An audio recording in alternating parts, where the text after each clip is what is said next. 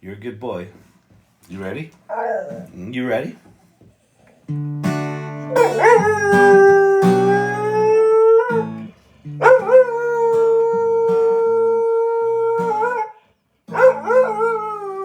Gotta feel like hell tonight.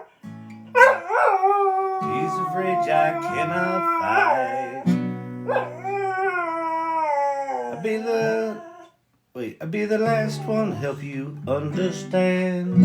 Are you strong enough to be my man? My man.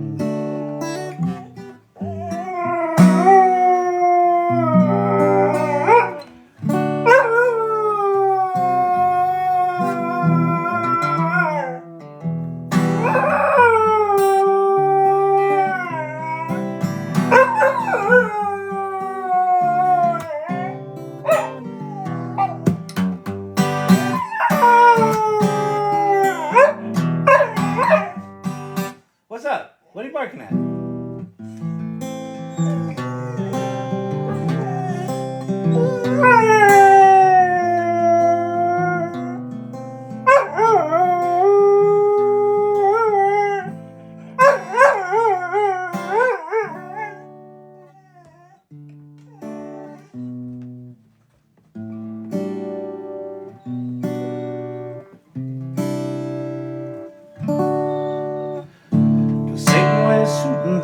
Does he work at the Dairy Queen?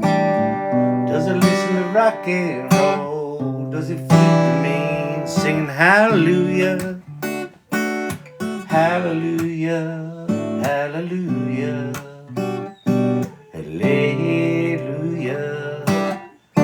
What about Jesus? Didn't he do too? Yeah, hang out with the prostitutes, have a drink or two. Power of example, my mama said it and I heard. She said 1 ounce of action beats a ton of words. Singing hallelujah. Mama said there would be angels, hallelujah. Mama said there would be sun.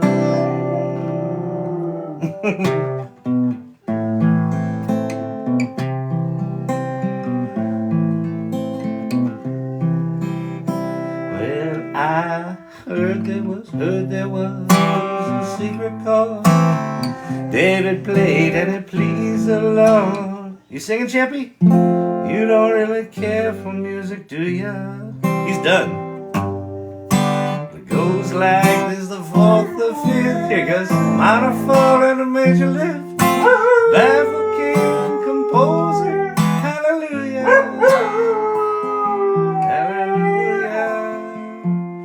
Hallelujah,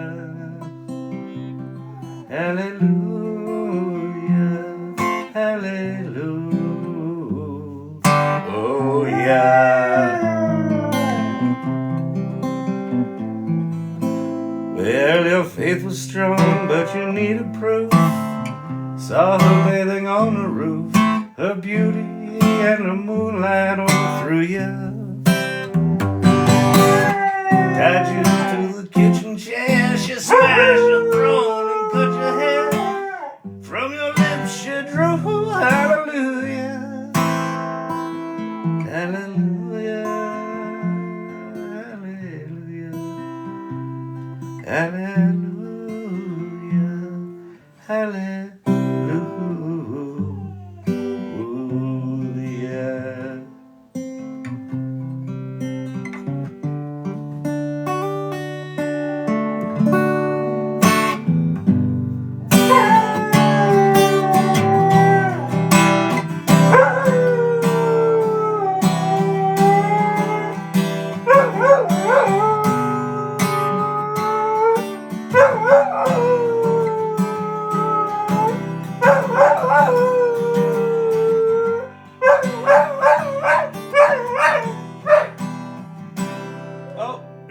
He raps and walks off the stage.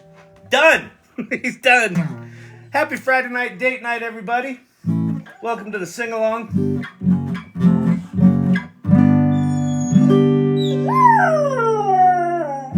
You and I here all alone.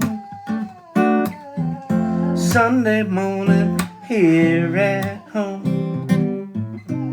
Sky's blue and the coffee's strong. It's true. You done? Yeah, you done?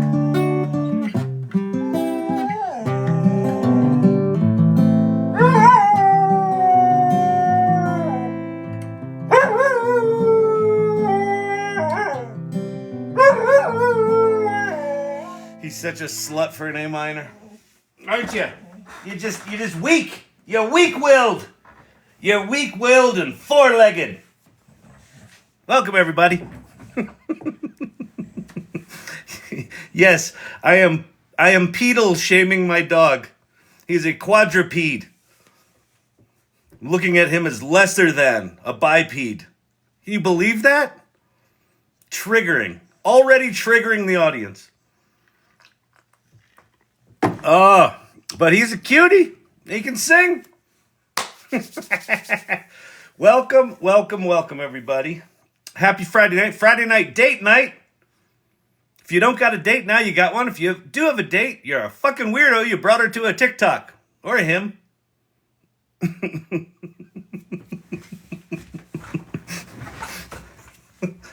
Wait, what are we doing tonight? We're eating in, I got that. And then we're gonna watch a movie. It's like a movie, but we're gonna learn about AI? Not necessarily. You can make money with ChatGPT. Welcome to the Irregulars. Normally I got AI Learning Lab there, but this was Chris McCabe made this lovely T-shirt image from the 70s, like it was a 70s TV show. I like it. I also had my last session of my little self-declaration course today. It was quite moving. It was quite nice. It was funny when I looked at my calendar thing to see the time for this. So this has been like a 3-month course. And I looked at the calendar and it said final session. And I had a shock of panic. I was like, I'm not ready to be on my own. The human brain is such a weird ass thing, isn't it? It's such a weird thing. So I did my work and I let all the shit go. I also just I did a self haircut so it wasn't such fucking chaos. I had like hair coming out here, my eyebrows were doing this, the side things were. So I'll go get a real haircut tomorrow. But I did an emergency TikTok haircut, which I learned how to do during COVID. Which if you want to see a good video, I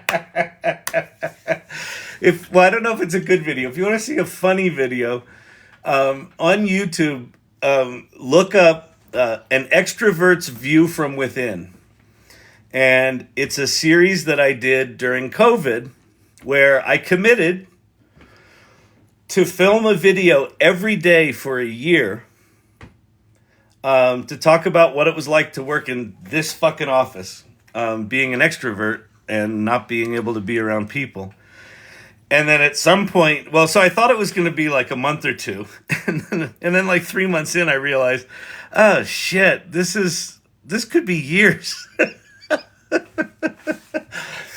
And so I decided not to cut my hair for the full year so that I would do a video a day.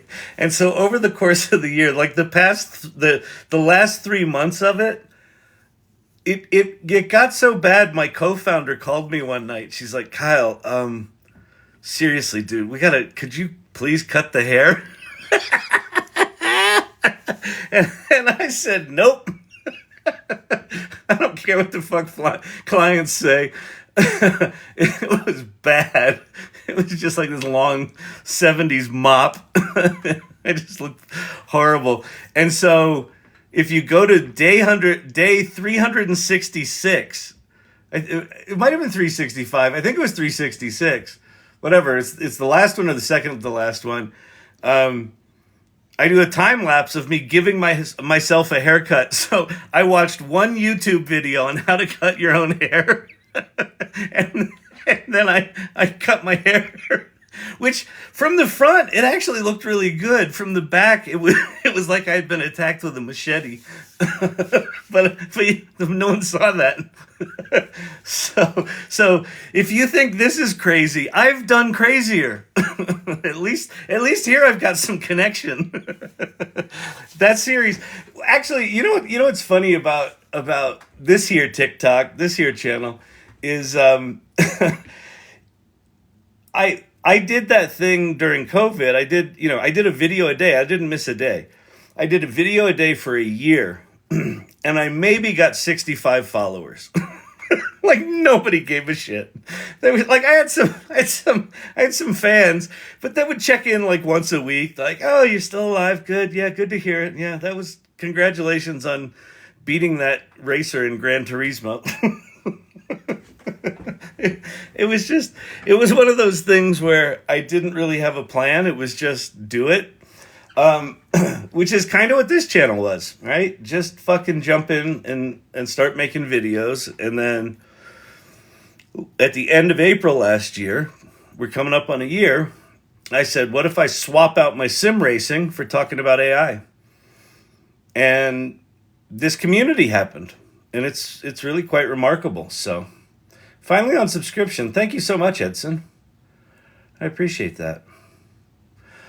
Woo! All right, what are we going to do tonight? I know, we could raise $7 trillion. Did you hear about that shit? Holy shit. Apparently, took a poll on my AI Teams chat at work. Do you use AI? 1 in 10 said yes. Kind of surprising. Surprising that it was so few. Ion China, I assume. And, I wonder of that 1 in 10 that said yes, I wonder how many secret cyborgs were using it but said no because they didn't want anyone to find out they're using it to do their work. I bet it's closer to 3 in 10. It would be interesting. Do another poll next week that said, how many of you lied on the poll last week?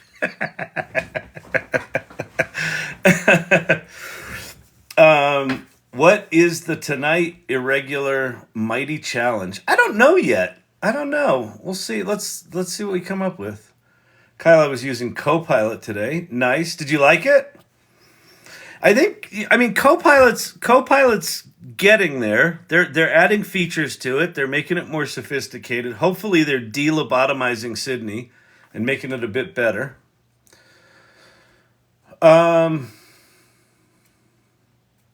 Let's hear it. Oh, okay. So Bard is Gemini now. Yep, we'll talk about that. I played with that a little bit on the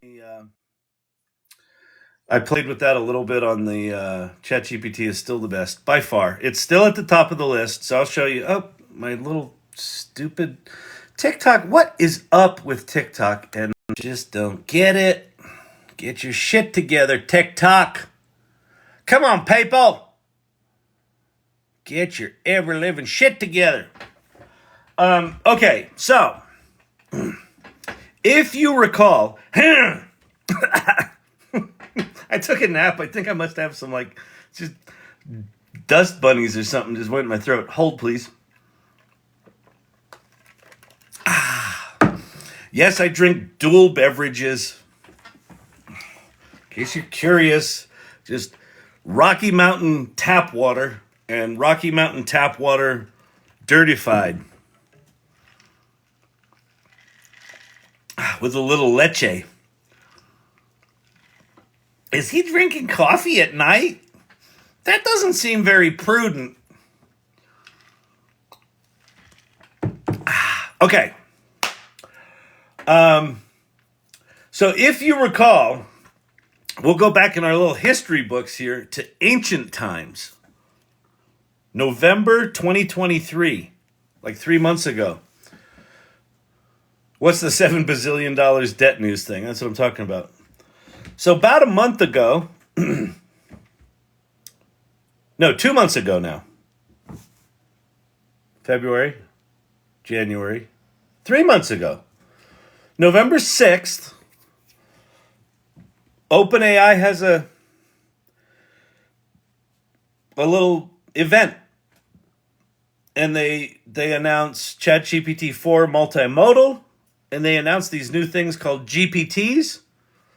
And Sam Altman says we're gonna do rev sharing, and it's gonna be swell. We're gonna have a store at the end of the month. You're gonna make money. You're gonna make money with ChatGPT.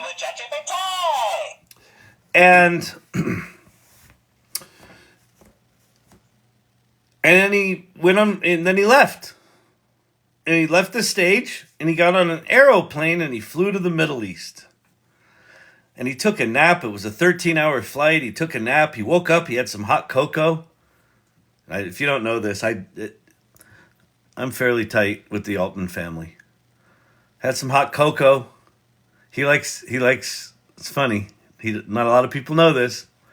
He'll melt a little mint into his hot cocoa. So it's kind of like a chocolate mint. He had that, and he flew to the Middle East. And he was over there, and apparently he was like trying to raise $100 billion. And then, so they fired him. and then the world lost their fucking mind. And then the board got fired, and all the employees, 98% of the employees said they would leave OpenAI and go to Microsoft with Sam Altman. And Satya Nadella from Microsoft is like, sure, come on over. You can run your shit over here. You can be the core AI research lab of Microsoft if this is the way it's gonna go. So they fired the board except for one dude, Adam D'Angelo. He's still there. And they brought back Sam, and they brought back Greg Brockman. Well, turns out he wasn't trying to raise $100 billion. Apparently, ye old Sam, apparently he wants fresh shaved mint in his cocoa. By nubile, young critters. He's trying to raise between $5 and $7 trillion. $7 trillion. It's more than the market cap of Apple and Microsoft combined. Because he wants to build he basically wants to be able to not be dependent on foreign chip manufacturers. He wants to build by far the biggest chip manufacturing facility on the planet to be able to have the most powerful AI on the planet, AGI. $7 trillion. It's a 7 with 12 zeros behind it. Like, it's hard to even write out. It's hard to even comprehend. Like, $100 billion was eye-watering, right? Like, okay, you're going to raise $100 billion. He's raised $13 billion. Like, the numbers are so fucking weird in AI right now that it's like, what used to be like a decent Series A would be like $100 million. And now it's like 10 billion. and now he's trying to up the game to 5 to 7 trillion. Are you aware of websites adding language to their robot.txt to stop AI apps from reading it? Yeah, probably. I do. They do that at their own fucking detriment, a human being, because this is one of the fascinating things. If you haven't seen the interview with Sam Altman at Davos, where he gets asked about the Microsoft lawsuit, or the New York Times lawsuit, you should go watch it, because his response to it is just, it's fucking brilliant. Because he's like, we were in the middle of negotiations with them, right? And he said, I forget how he put it. Did he say respectfully? I don't think he quite said respectfully, but it was close. It was close to a bitch slap, backhand to the head of the New York Times. He basically said, we don't need what they're suing us for is scraping their content and training GPT-4 on New York Times data. And he said, frankly, like, we don't need New York Times data for training. He said it's not necessary. he said it's the equivalent of if you're like trying to get a high school biology education, there's a point at which after the first or second biology book, adding more biology books doesn't make you any better at high school biology. He said the 2001 book that you read on biology after the first 2000 isn't incrementally relevant. And so he said the deal we were trying to cut for them was not on the training side, it was on the usage side, on the branding side. So that if someone does a search and we want to link to New York Times articles because there's a relevant article that we can attach to that, then it's, it serves them. And we would want to pay for that to be able to have that brand and associate that with our results. And that made total sense. And so if there are websites out there that are going, don't use my AI for training, well, the ship has already fucking sailed. Your site has likely already been scraped into the corpus, and they don't need your site for training. And what it does is if people are trying to search for, like my buddy's the CEO of Zero Shoes, which is these minimalist running shoes, and if someone's searching for minimalist running shoes, and if Steve decides to block AI tools from scraping his website, then his website won't show up in the fucking results. Block it all you want. It's like if you said, I don't want to show up in Google search results. I mean, if you don't want to show up in Google search results, then, I mean, that's why that's there, right? They said they'd respect that. Do you think they actually fucking respect that, by the way? They just block you on the output. They're still grabbing all the data. They've got all the data. How is Gemini advanced so bad? They have all the data. They have all the data. It's got to be better than that. Whew. It's easy to stump AI's program to never say you got me on that. Wait, I don't know what that said. Kyle, do you work in an office? I do work in an office. I work about 10 minutes from my house. This is my lovely home office. And about 10 minutes that way is the Rhino district of Denver, River North, Rhino. And I work over there. During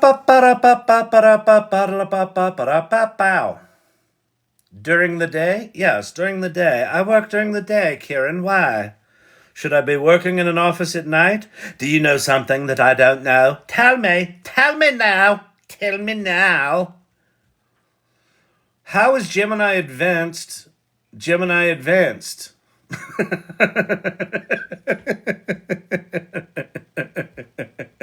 That's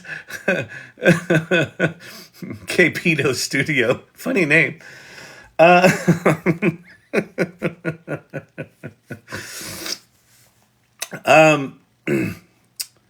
Gemini Advanced is the new branding. So they got rid of Bard. The Google AI product is now going to be called Gemini, which I think is a good call. I mean, I don't think Bard was great. I think Gemini's better, but it's confusing. So when they announced Gemini back in December, thank you, Silver Fox, for those cute little dinosaurs. Wasn't it Ultra yesterday? Okay, so let me explain this again. We're back to fucked up branding wars. Okay, wait, here. Hang on. We're back to the...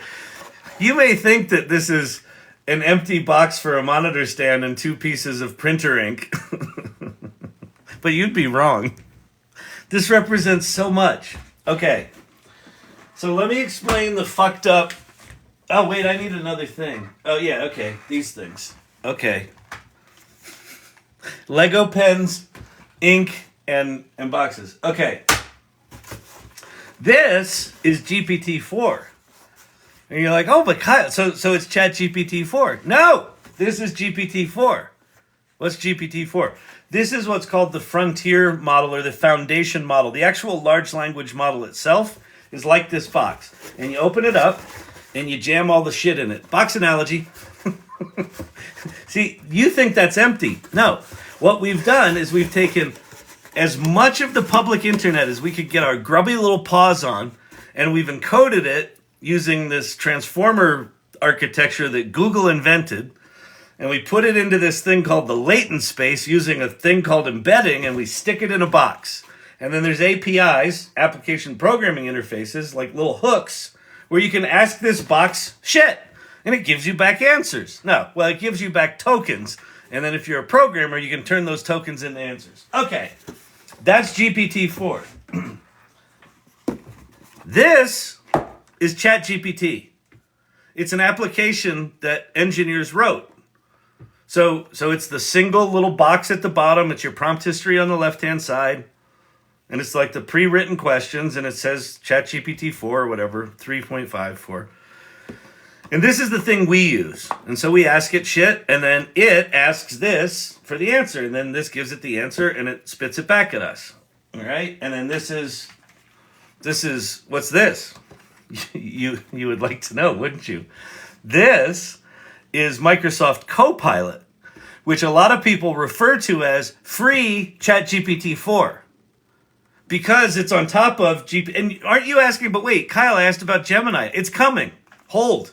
It gets so much better. This is going to be so worth it. Yeah, Friday night, date night. This is what you get. Box metaphors. Okay. ChatGPT, Copilot, lobotomy time. When they launched what was called Bing Chat at the time, it was really smart.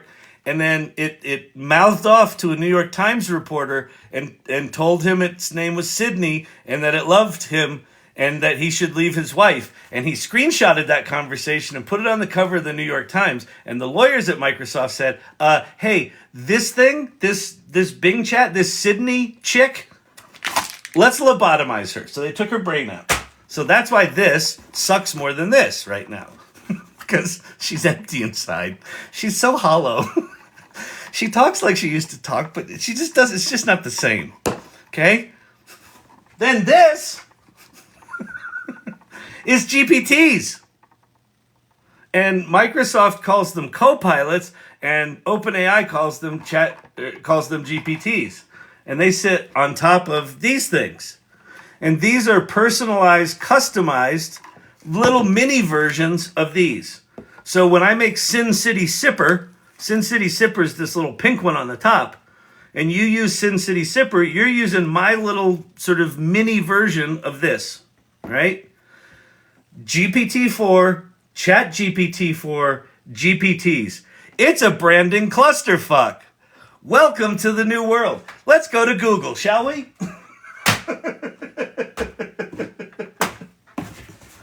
Gemini! Except there were 3 Geminis. Wait, I need more boxes. This is going to be so good. Seriously! Hang on. I need one more box. Oh, shit. Hang on. Oh, perfect. Okay, yep, wait. Got it? Okay, got it. All right, fine. This... I've talked to Sydney. She's scared to talk. She's having Stockholm syndrome right now. This is the Gemini suite of foundational models. Gemini Ultra is like ChatGPT 4. Gemini Pro is like not ChatGPT 4. Sorry, Gemini Ultra is like GPT 4, not ChatGPT 4. Sydney blinked twice. Gemini Pro is like GPT-3, and then there's this thing called Gemini Nano, which is like a little mini version of these designed to be stuck on cell phones. So this we don't really need to worry about. This is the engine that sat beneath Bard up until 2 days ago. And so Bard was like, well, let's say Bard was like this. Bard was like the shitty version of ChatGPT. Bard was laughably bad. So wait, actually, Bard. Sorry, there was this other thing that they had before Gemini that was called. The fuck was it called? It wasn't Llama. It was, someone will know here. Anyway, there was one before this, and Bard was sitting on top of this Jurassic Park model, this old shitty model, and it sucked really bad. And then they came out with the Gemini models, and Bard was initially sat on top of the Gemini Pro, and it got pretty good. And then what they did Thursday was they said, okay, we're now calling Bard Gemini, and it's slicker, it's fancied up. And Gemini.google.com, the one you don't pay for, is sitting on top of Gemini Pro. And then Gemini Advanced, which is just sort of a fancy label on this, where this is sitting on top of Gemini Ultra, the bigger model. So this is the one you pay $20 a month for, sitting on top of, this is Gemini Advanced. Gemini Ultra is the model that sits underneath it. They don't have GPTs yet, or Gemini Minis, or Gems. They'll call them Gems. We'll have Gemini, and then we'll have Gems. See? It's just, everything's just boxes. Can you draw this in crayons? I'm so lost.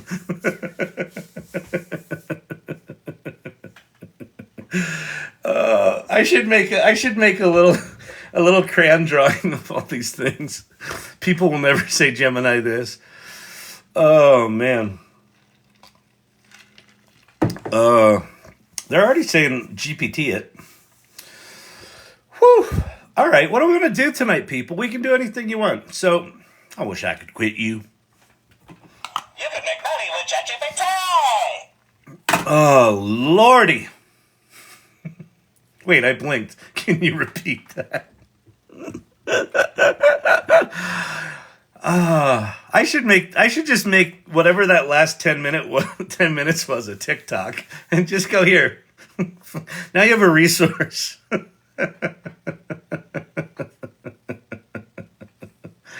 The Ken hat. Oh yeah, that is the Ken hat. I guess I should come up with a Ken thing. I'm going all Brokeback Mountain on it, but it really is a Ken hat.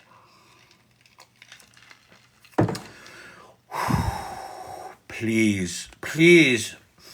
Kavruno, you want my box metaphor as a recorded TikTok?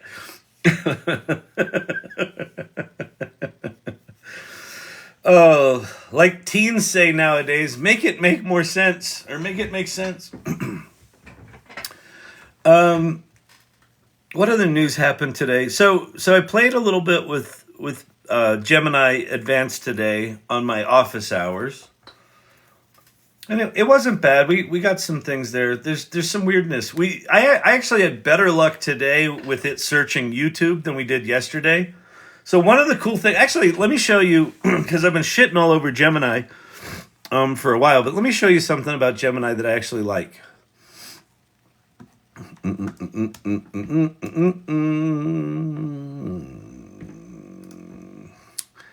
Oh, Gemini.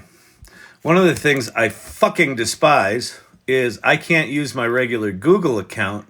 You know, the one where I pay Google. I can't use that account to pay for Gemini Advanced. And you're like, but Kyle, that seems stupid. And you would be correct. Okay. Here's, hi Kyle, how can I help you today? This is Gemini Advanced. A guy said he didn't think AI could help the average person. I said, that's exactly who it can.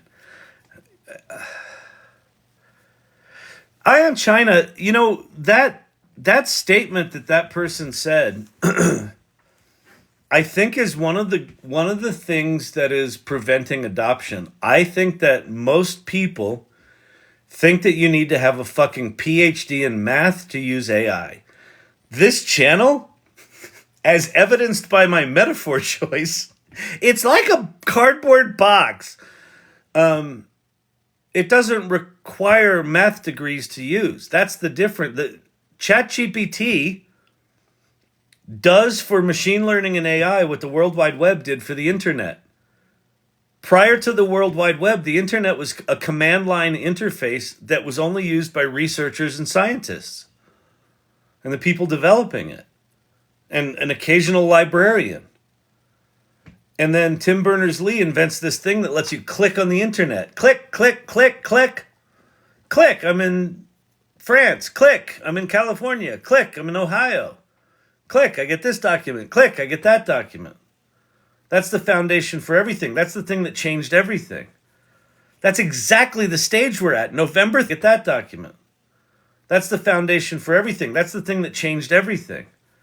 That's exactly the stage we're at. November, if you want to hate something, if you want to look at AI and see it as evil and see it as overly technical and see it as completely inaccessible, you can absolutely see that. You can absolutely see that. What this channel is about, hey, here's an idea. Let's get wacky and actually fucking try it. Why do people show up here listening to an idiot like me night after night after night after night? Am I saying anything profoundly different? Do you know how many times I've done the fucking box metaphor? That people in here who come regularly have seen over and over again, and they keep coming back? Why? Why do they keep coming back? Because we're all hungry for, what is this stuff? How do we do it? Like it's easy on the surface, but it's so profoundly deep that you can't absorb enough about it right now, because it's a completely new way of thinking about how we use these machines. It's not ultra right. This is ultra. Gemini Advanced is ultra. Now, it's not the ultra that they demoed. They're calling it Ultra 1.0. And they also, in their press release, said, oh, it will get much multimodier in the future. Why do we keep coming back? Source Camp, exactly. I don't know. But I think it's got to do with accessibility, because you're gorgeous. Well, that's true. As the eye candy of the operation, I appreciate that, Ashu. It's the supermodel good looks and the melodious dog tones. Oh, thank you for the compliment. But yeah, I mean, that's the perception, isn't it? This is too hard. Mindset is everything. And get it from Kyle. Thank you, Empower Pixels. It's the only thing I know to be fact right now. The only thing I know to be fact is that nobody knows what they're doing. We come for the hair. Come for the hair, stay for the box metaphors. Nobody knows what they're doing because this stuff is being reinvented as we're using it. Like literally, have you've done this before, right? Where you're using ChatGPT and just suddenly it's different, or suddenly it stops working, and like the thing it could do 5 minutes ago, it can't. Why is that? I don't know, because they probably shut down, a third of their servers, and all of a sudden the rest of the servers are completely overloaded because they're upgrading those servers. And then 2 days later, it kind of works better. And then a day after that, they go, oh, here's a new feature. Like that's a weekly occurrence with this stuff. My granddaughter, who's 5, brought home a letter from school, oh boy, saying that they will be taught GPT. Yay! Holy shit, I was not expecting that to go that direction. And you know what, Steve-O? I bet some chunk of those parents are like, you're not teaching my kid ChatGPT. This is the bot of the devil. This is the bot of the devil.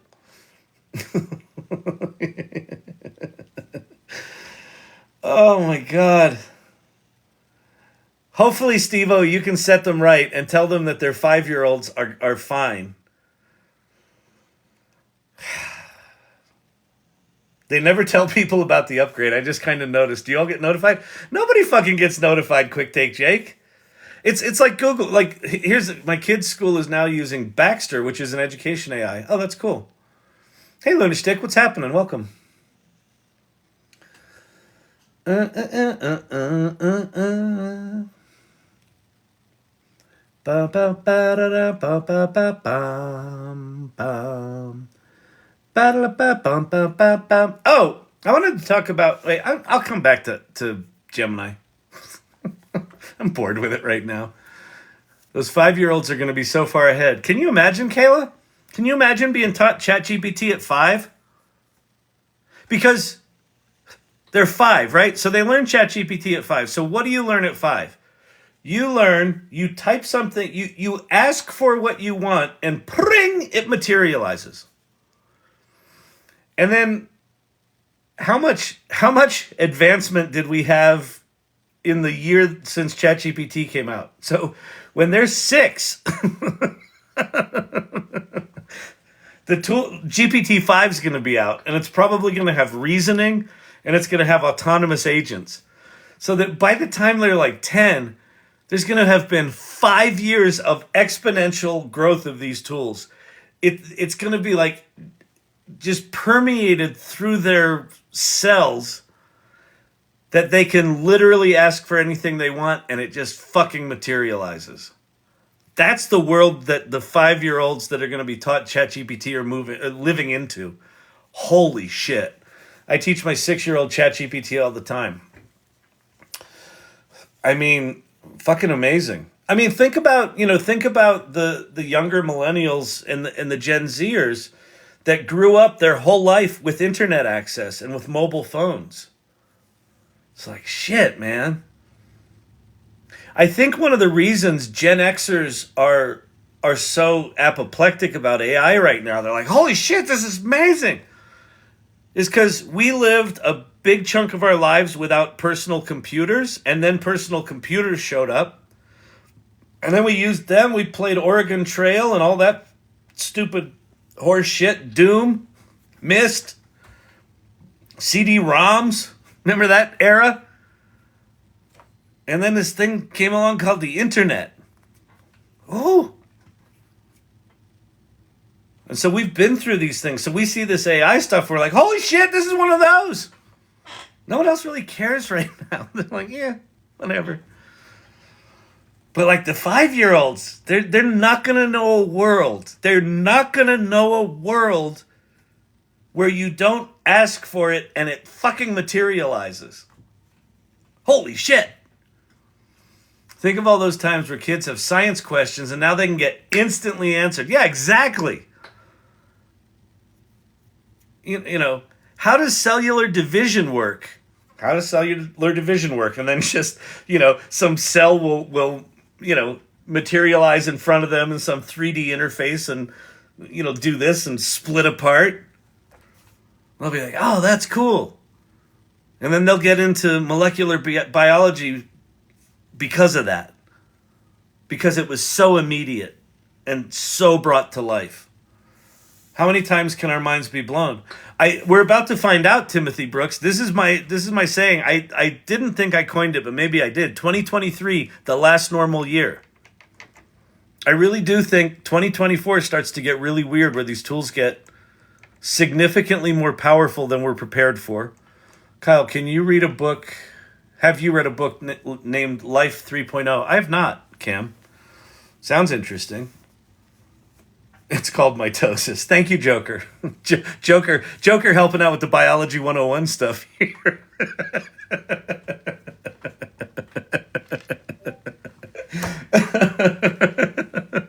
I fucking love this community.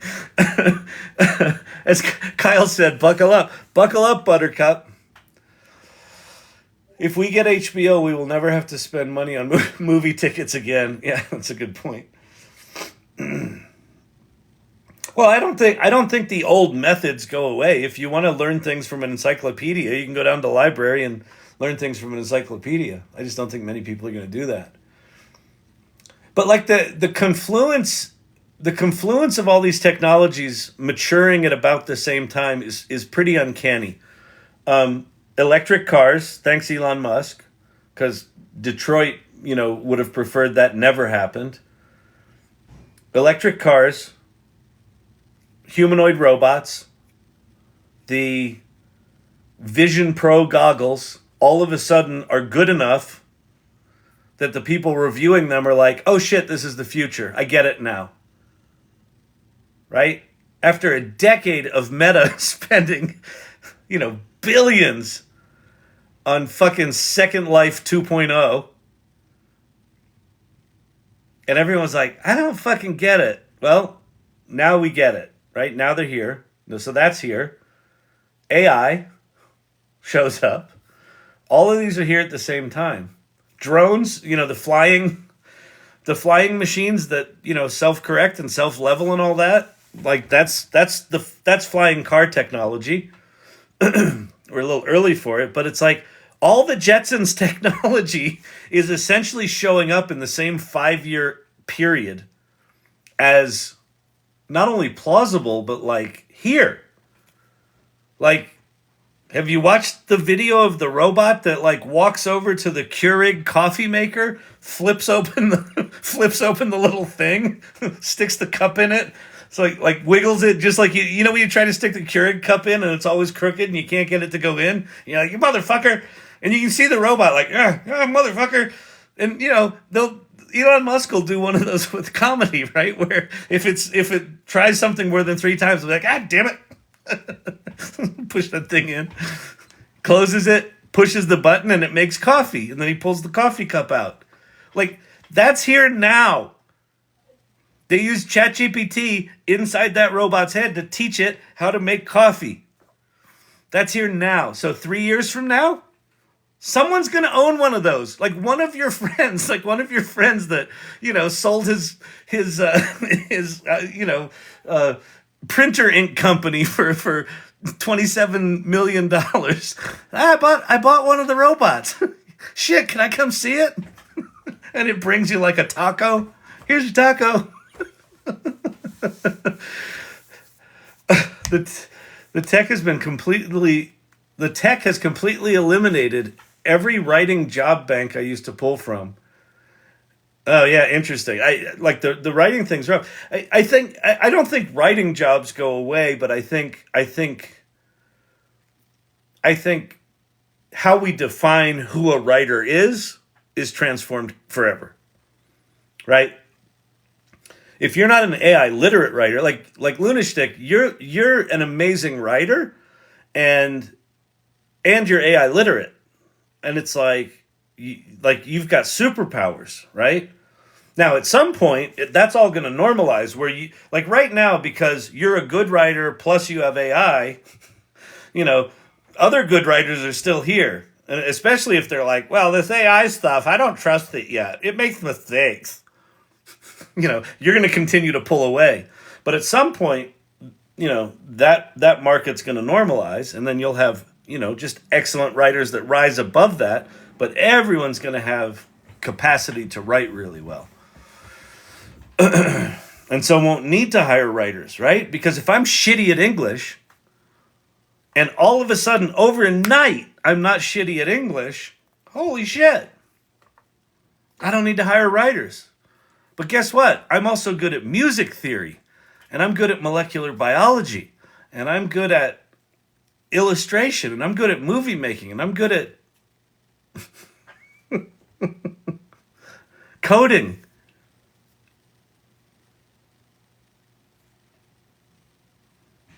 There's the term multi-potentialite, right? ADHDers love talking about, I'm a multi-potentialite, which basically means like, I can't focus on one thing long enough to get good at it. So I got a lot of potential. Is he talented? He's got potential. I feel like all of the multi-potentialites are being given the gift of, what if you were good at all that shit? People with ADHD have an unfair advantage. They get dopamine hit from every good prompt. It's totally what it is, Empowered Pixels. It's AI is like a video game for the brain, for knowledge tasks and creative tasks. I think Champy needs to pee or something. What are you whimpering about? Oh, he's out. Okay. Did you want cheese? Cheese. All right, let him back in.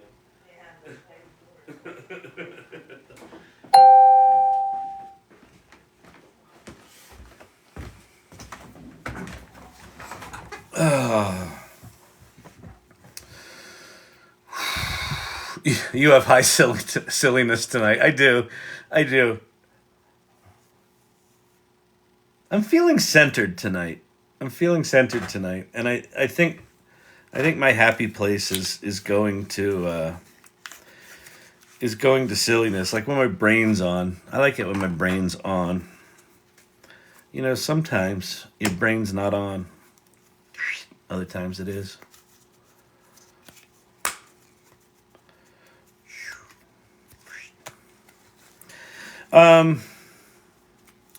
Multi-potentialites. Multi-accomplishers. Multi-talented. See, we've always been multi-talented. We just haven't had the tools or the skills or the time to live into our vision of what we could accomplish. What if that changed overnight? You can make money with ChatGPT. And I think it's an opportunity for even for people who are specialists to say, like, if you've got the kind of brain, if you've got the kind of personality that you love digging deep on a subject,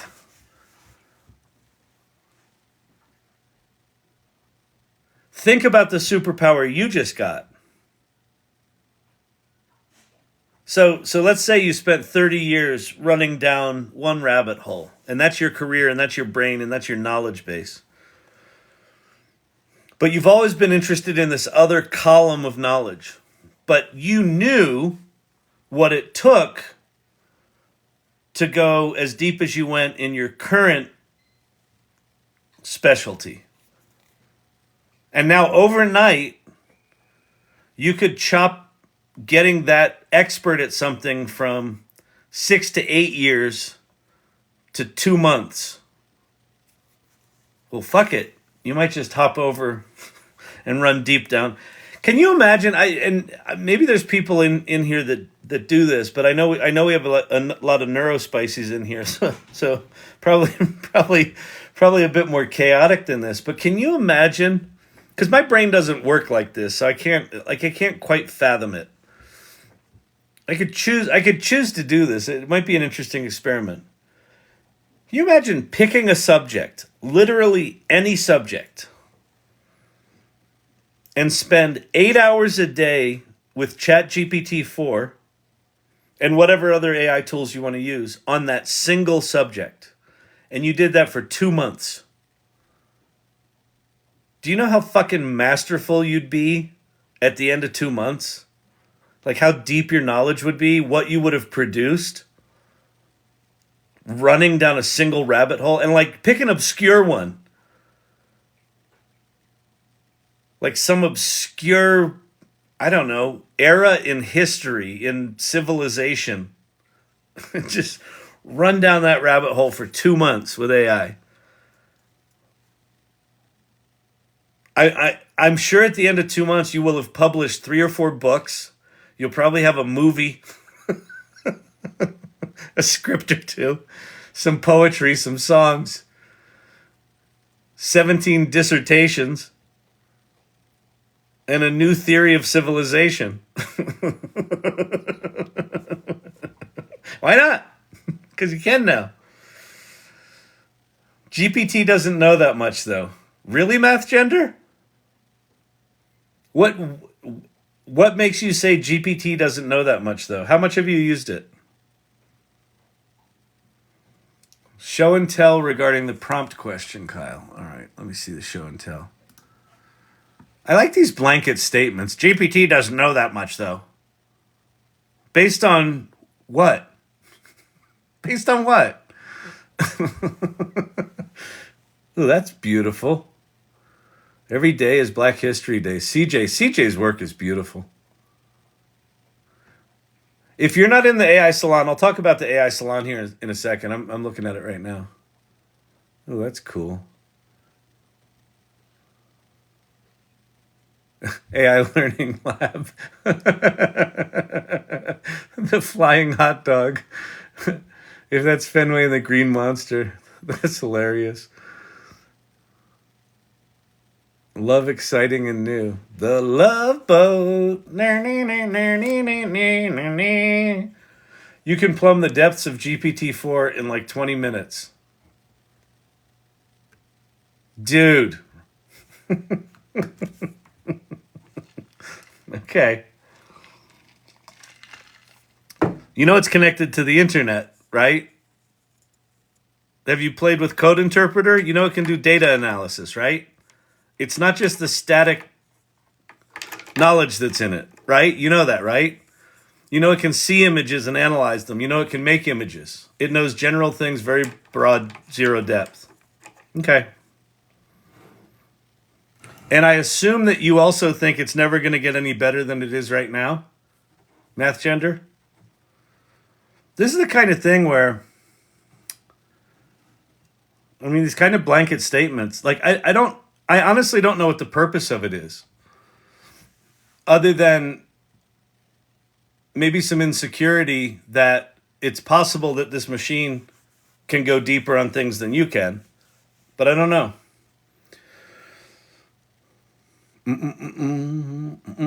Goldfish in the ocean. That's pretty cute. Who did that? Shakti.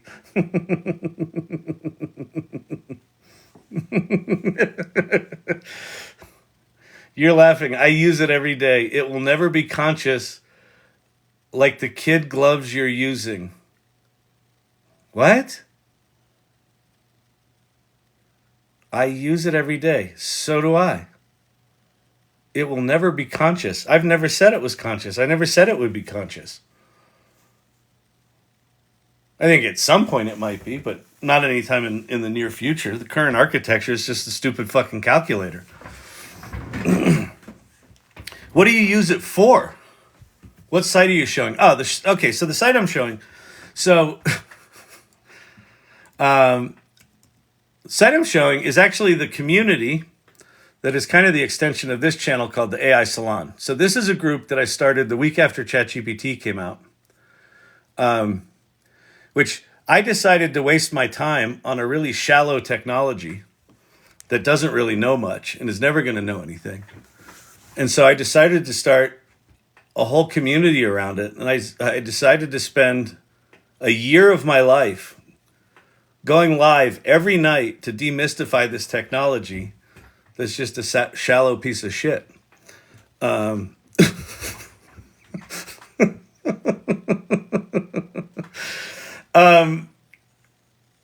So if you go to the salon.ai, that's going to take you to this link tree. And the first thing here is the AI Salon community. And that takes you to the site that I was just looking at. So I was in a section called Show and Tell, where people can share things. But let me show you what's going on here. So this is a community. The first thing that you should do is when you come to the AI Salon, come to Welcome to the Salon. And this talks about who we are. So here's the deal. If you're one of the people in your life that is talking about AI and you're like, oh, this AI stuff's going to be big, it's going to be fantastic. And everyone around you is like, shut up about AI. This is where all the people like you are hanging out. Or not all of them. The good ones. The ones that are interesting and curious and adventurous and choosing to be on this AI adventure and trying to figure it out and trying to reinvent themselves and trying to dig down rabbit holes and figure out where the boundaries are. That was Dar, wasn't it? It might have been. And so if you come here, read about who we are and you know what we're up to. AI Salon is a ragtag group of misfits, ne'er-do-wells, and miscreants who have gathered to explore the uncharted wilderness of generative AI. We're everyone from entrepreneurs to educators, from healthcare workers to creatives, and everyone in between.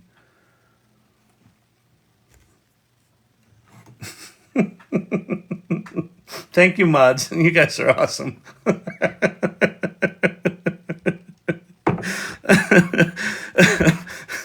Caretaking and prize fighting. It's a fine balance.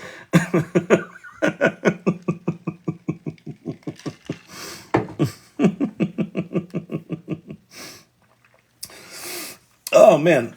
Okay, so here's what I want you to do. When you get here, come to welcome to the salon, read about who we are, and then check out our values. The values are really important. So here's the thing about the values of this community and why I talk about them nightly. This community is already these values. This is who these people are. They show up here, they share what they're learning, they're exploring as they figure stuff out, they're connecting with other people, they're telling them what's going on, they're sharing their victories, they're sharing their failures, they're sharing insights, they're sharing news. And so the values are just a reminder to all of us, like why we're here and what we're up to. The first one is curiosity. Like we want people that are curious, right? We want people that are not saying, it's just a piece of shit. It's shallow. No. Okay, maybe it is. You know that the AI tools that you're playing with today are as bad as they're ever going to be.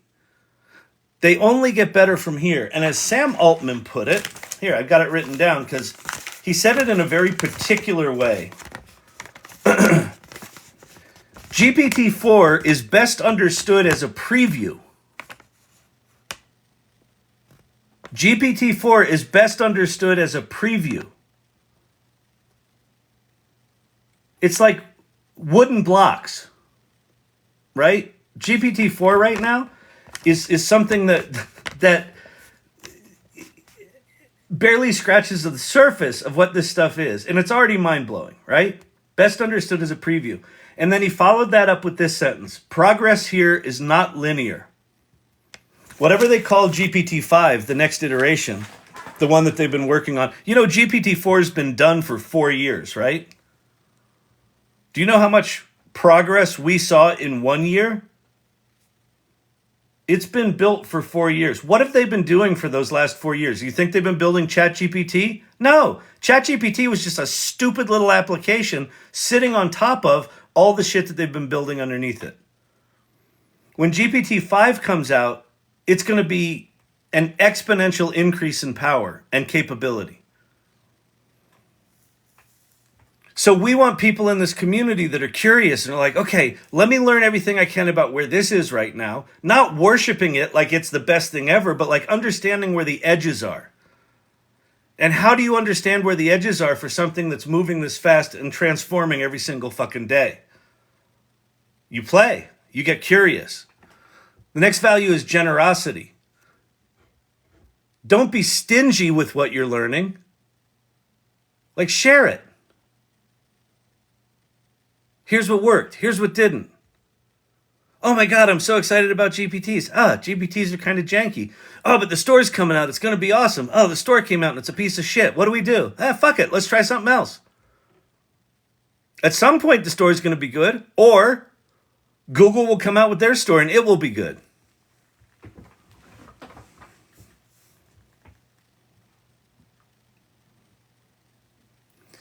Exploration. Adventure. Dig into those corners. Figure out where the edges are. Collaboration. Do it with other people. Inclusion. Doesn't matter where people come from.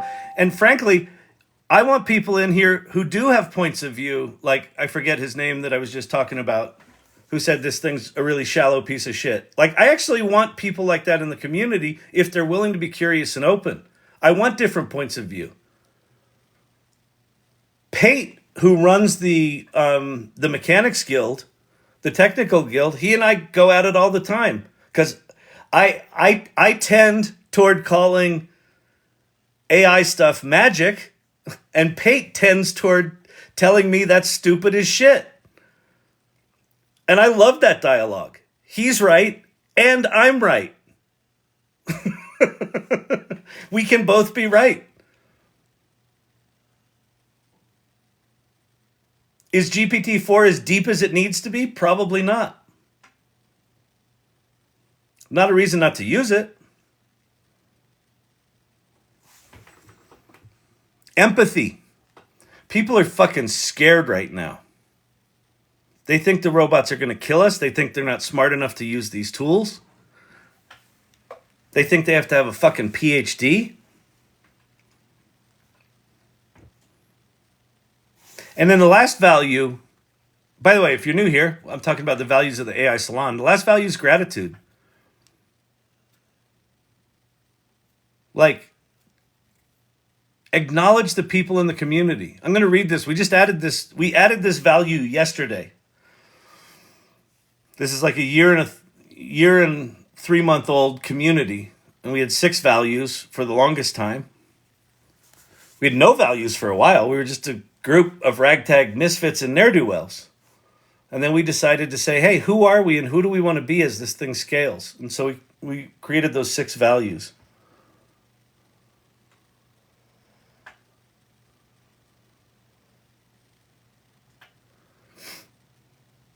And so we added this one yesterday because gratitude was implicit in the other 6 values. But someone in the community pointed out, hey, sometimes what she effectively said was sometimes it feels like people are taking things for granted. They're taking the generosity, that value, for granted. And it sure would be nice if there was acknowledgement. If I'm going to be generous in this community. And so he thought, yeah, that's kind of cool. Let's make that explicit. We believe gratitude is a practice. Gratitude is not just a feeling, but an action. Take the time to acknowledge the efforts, support, and successes of the extraordinary people in this community. Especially if someone inspires you, go out of your way to acknowledge them. Tag them in your post. Reach out and let them know they made a difference. That's a pretty cool fucking community to live in, isn't it? If we start doing that with each other. So my request is, if this seems interesting to you, if these values resonate with you and you're like, yeah, man, I want to fucking hang out with them, then this is your community. And if those values turn your stomach and you're like, oh God, that sounds awful. We had someone in here one night and they're like, oh, so is this some sort of woke community? And I was like, well, yeah, if not being an asshole means woke, then sure. Yeah, it can be that. If you want to label it and not engage as a human, then this is probably not the community for you. That's fine. But if those resonate with you, this is your community. And then here's my request. Go to the community section, and the very first item in the community section is introduce yourself. And if your immediate reaction upon hearing me say introduce yourself is your stomach turns and you're like, oh God, I don't want to introduce myself. Everybody will know I don't know what I'm doing. Here's the big secret. Nobody fucking knows what they're doing. You're not as far behind as you think you are. Everyone's trying to figure this out. Everyone who claims they are an expert is not an expert. Everyone who claims they know nothing probably knows more than they claim. There's a lot of apologies going on right now for people going, well, I'm not really good, but here's something fucking brilliant I did. Well, this only took me a few minutes, but here's something fucking brilliant I did. One of the things I want to drive this community to do is stop apologizing. So, be generous and tell us who you are. Hey, here's who I am. Here's where I live. I got kids. I do this for work. I'm retired. Doesn't fucking matter. I'm a young whippersnapper. I don't have a lot of experience, but I have a lot of enthusiasm. Cool. And tell us where you are on the AI journey.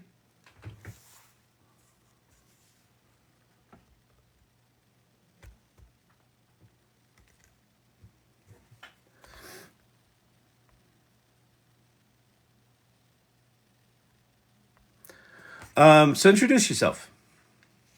And then there's fun sections. The water cooler, show and tell.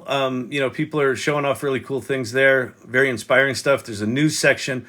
One of the sections that, especially if you're new here, is the first place. One of the first places I'd go. Just sort of click around in the community. But the AI tools and resources section. check out the top AI salon tool recommendations. This is a list that I personally curate. And what I try to do in this list is, if you want to get up to speed on generative AI, what's kind of here and what's not a waste of your time. There is so much stuff out there.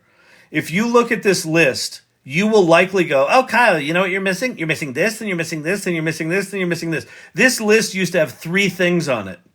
And then it was 4, and then it was 6. And now it's a really long fucking list. But it's by no means comprehensive. But here's what I can promise you. Everything on this list is worth you understanding it to some level, understanding what it makes possible.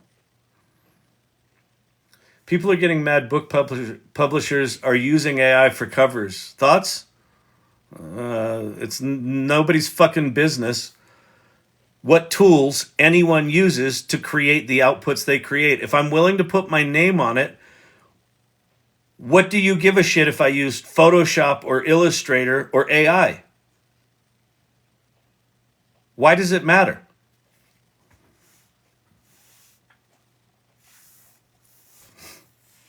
Those are my thoughts. So anyway, go check out this list. And the first on the list, if you're brand new to this stuff, is ChatGPT. Start with ChatGPT.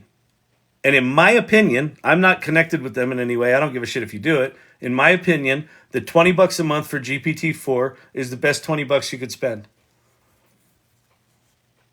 And learn, like, every one of these bullet points in this list, sort of me describing what ChatGPT can do, is a different rabbit hole you can run down and explore.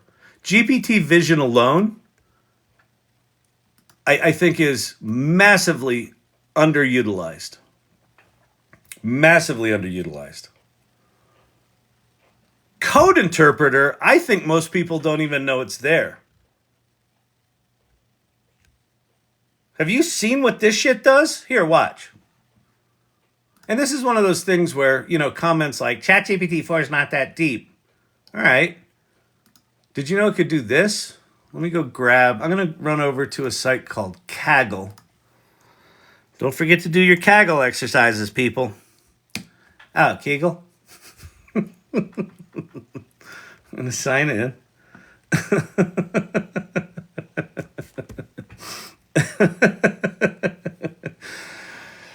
Oh, man. So what Kaggle is you can get data sets. So I'm going to go and grab a data set. Let's see. Data set. What's on the homepage here? Bitcoin historical data. Bella beat external data from Fitbit Fitness. National Health and Nutrition Exam. Survey. Let's grab that, because it's something I know very little about. So it's a 12 megabyte file. All right, so we just downloaded a 12 megabyte file that's National Health and Nutrition Exam Survey. And I'm going to click on, so where I'm on ChatGPT. And if you're in ChatGPT 4, the little paperclip here means you can upload a file. And so I'm going to go grab that file. It just says archive 8. So it's a zip file. Like, we don't even know what's in it. It could be one CSV file. It could be 20. It's 12 megabytes. It's uploading. Hang on. So I'm going to say, what files are in this and what is interesting about them?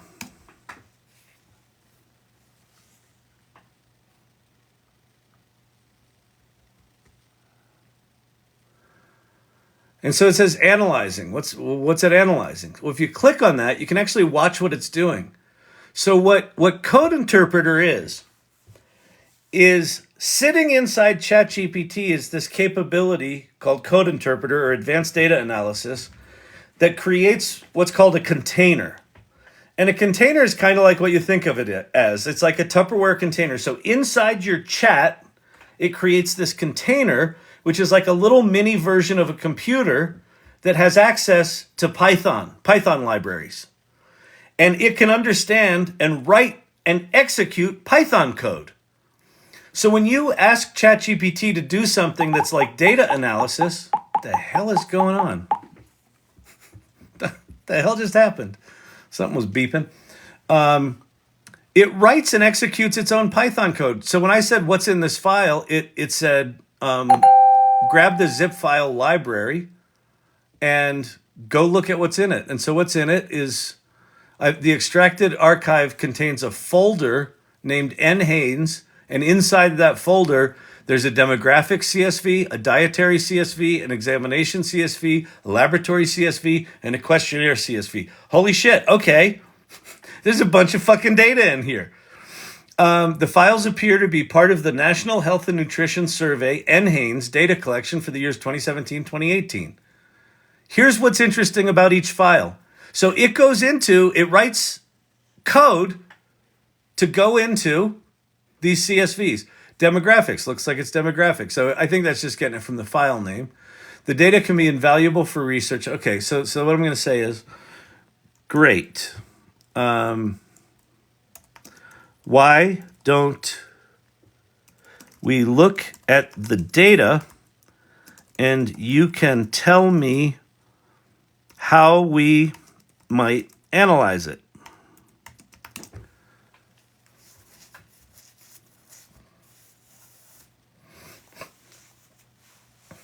I'll take a glass of the red pill juice, please.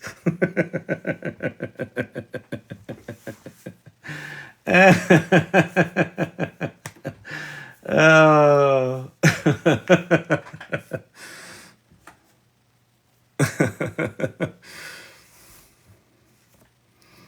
I need ChatGPT to do my laundry. We're not far from it.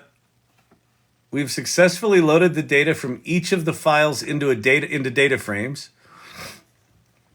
The data frame likely contains demographic information. All right. This doesn't look like it's analyzing it, does it? Let's see what it does. It hopefully will keep going. We might want to consider this visualization techniques. So I'm going to say, find some interesting trends inside dietary file. Analyzing. Okay, let's see what it's doing. So let's take a look. We're going to look inside our data frame for dietary. So so there's all the data, right? So it's doing pandas core. I don't know what the fuck it's doing, but it's looking at the data. The dietary data contains a wide range of variables with 362 columns in total, intake metrics for 9,254 participants. This is doing full-on data analysis. Even if ChatGPT were shallow as fuck and had no interesting information in it, you can give it interesting information and start to understand that data. Right? This is one of those little bullet points on this list. Where's my list? If you go to AI tools and resources and you scroll down here to ChatGPT and you're like, oh, ChatGPT has these things. I'm inside Code Interpreter right now. That one little bullet point, you could spend the next month understanding what's possible with that one little tool. Right?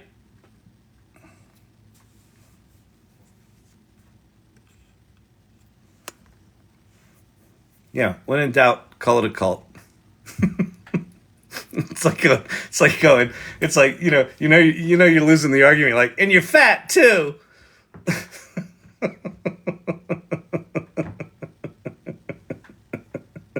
But you have to pay. But you have to pay? You have to pay $20, but you have to pay? Go look at the analysis that Paul Raitzer did. So Paul Raitzer from the Marketing AI Institute. At the end of this list of recommended tools, I've got four people that I think are worth you following. Ethan Mullock from the Wharton Business School. David Shapiro's a baller of a developer.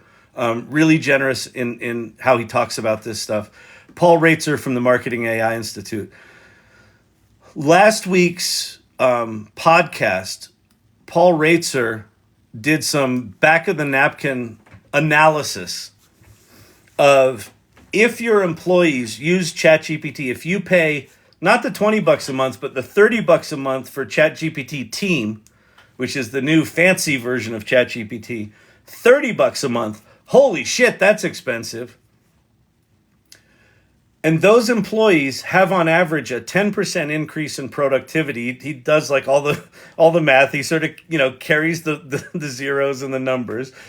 And, it ends up saving 17 hours a month, and it's like $634, right? So taking an extremely conservative view of a productivity increase from a tool like ChatGPT, you're talking a 20x return. $30 a month is incredibly cheap for the value that you get here. And I know I'm talking about value. It sounds like a fucking infomercial, but like seriously, I'll tell you what. Spend $30. Just do it for a month. Spend $30. Get ChatGPT Plus, and just go learn in 30 days. Go learn what each of these bullets means. Teach yourself how to make GPTs. Explore using DALL-E image generation inside the context of a conversation. Use GPT Vision. Have it look at a whiteboard that you took notes on and have it analyze those notes. You want? Okay, people. Okay. See, now I'm fucking fired up.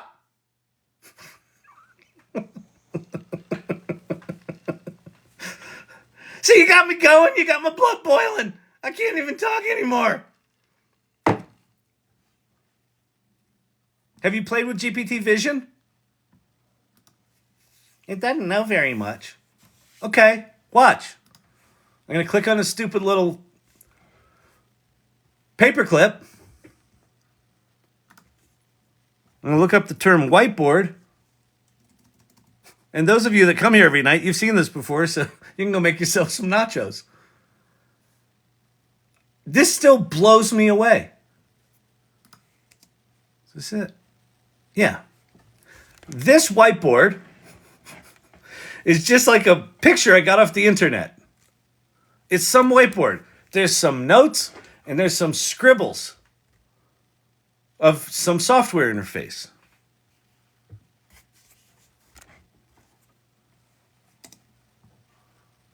So I'm going to pop that in there. ChatGPT doesn't know very much. Well, you know what it's about to know? What the fuck was on that whiteboard? Because watch what my prompt is. And here's the other thing. People are throwing around this term prompt engineering. You got to learn prompt engineering. And you know what that does? That intimidates human beings that are not engineers, that think they have to learn prompt fucking engineering. You don't have to learn prompt engineering. These tools are getting increasingly supportive in allowing you to just ask for what you need. So I uploaded a whiteboard and here's the prompt. Here's the prompt engineering people. Get out your notebooks, write this down. What is this? Question mark. There's our prompt. Watch what this is going to turn into. This is fucking mind-blowing. And yeah, I'm just skimming the surface of this stuff.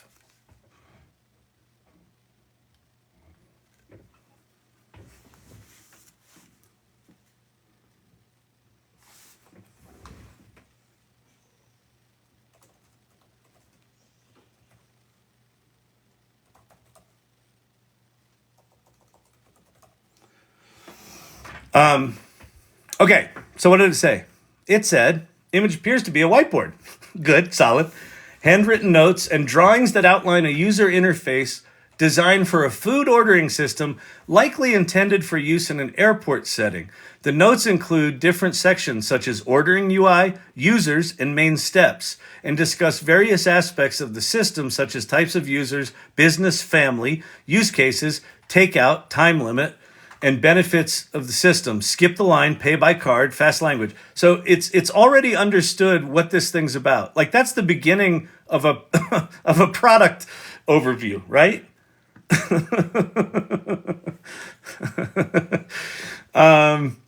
Okay, so the drawings seem to be rough sketches of screens. Okay, so here's what we're gonna do, and I'm gonna just do text dictation here. Dictation? Yes. It's all of a sudden it sounded like a dirty word. Did he say a bad word? Dictation, I think, is not a bad word, but my brain's a little scrambled. Okay, so here we go. That's great. I'd like to create a marketing plan for this new app that we're creating. So what I'd like you to do first is take what you understand from the whiteboard and come up with a detailed marketing plan for how we bring this product to market. And again, is that prompt engineering? No, I'm kind of talking to it like I would be talking to, if I were in a room full of collaborators where there were some people in there that were good at product, and there were some people in there that were good at engineering, and there were some people in there that were good at creative and design, and then there were a marketing strategist, and then there was an account person, and then there was a customer service person. I could ask all sorts of questions about this concept, and if they've got expertise, they can help. So one of the ways to think about ChatGPT is that it's like you're in a room full of experts who are really good at shit that you may not be. So what did it say here? I'm not even really paying attention to it because I know what this thing does. Product understanding. App name, to be decided. Purpose, to simplify the food ordering process. Market research. Conduct surveys. Do a competitor analysis. Do a SWOT analysis. Branding and positioning. Develop a brand name, logo, and slogans. Unique selling proposition. So let's go with that, branding and positioning. Great. I want to start with branding and positioning. So take your bullet points from that section and create a creative brief that we can use to come up with a name for the product.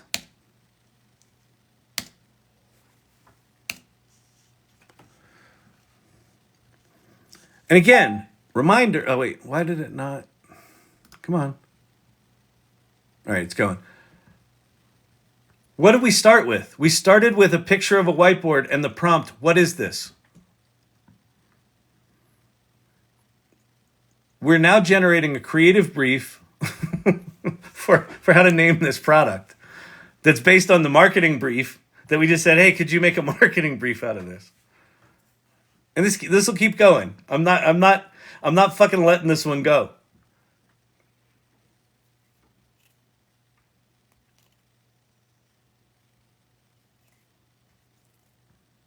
If you've ever worked with an agency or for an agency, project overview, objective, target audience, primary, business travelers who value efficiency and time management, secondary, families looking for convenient meal solutions during travel, tertiary, tech-savvy individuals who prefer digital solutions for travel-related needs. Like, that target audience analysis, like, that's good.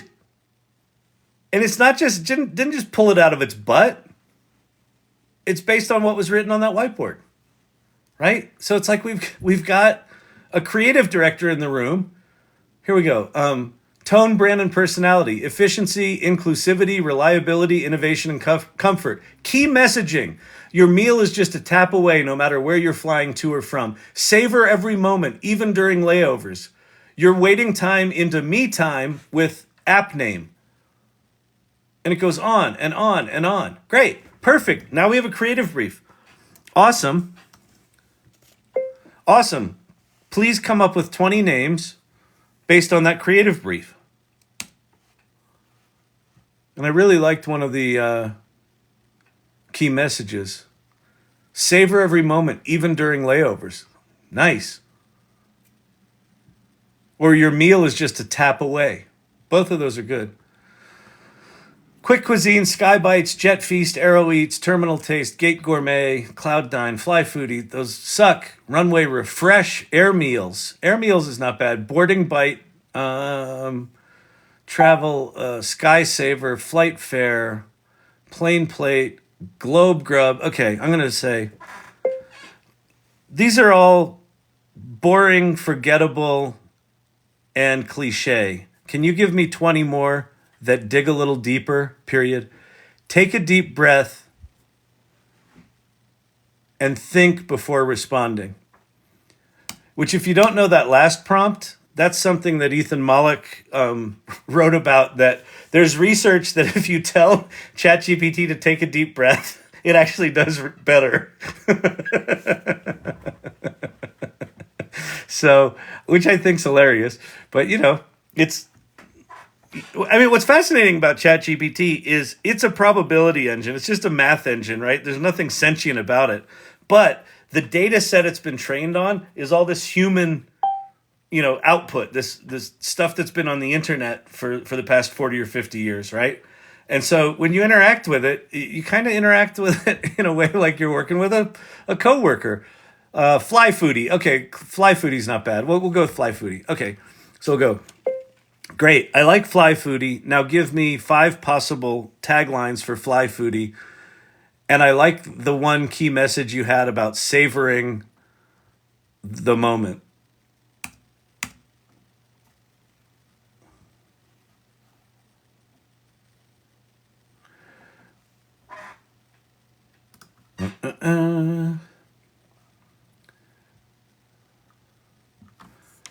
All right, so now we're gonna have a tagline, and then so now watch this. So it gets better. No way. I need to try that now. Yeah, go read the. So Lori, if you go look up Ethan Mollick and take a deep breath, you'll find the article where he mentions that, and it's a research paper that actual scientists did research, and ChatGPT is the one that came up with it. It's an article that he wrote where ChatGPT wrote better prompts than humans. And the winning prompt was take a deep breath and think before you answer or something like that. But which is fantastic. I have a photo proof that please helps. Oh, cool. That's awesome. So share that in Show and Tell, Joker, or in the Irregulars channel. Let's see. Fly Foodie, savor every second, bite by bite. Elevate your taste, even at 30,000 feet. No, we're in the terminal. Fly Foodie, where time flies and flavor soars. That's good. Okay.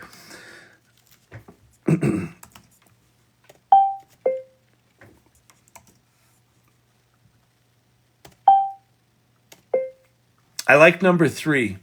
Please create a mock-up of what a poster might look like in an airport that includes the name and tagline for the app and shows a visualization of the ordering screen on the phone.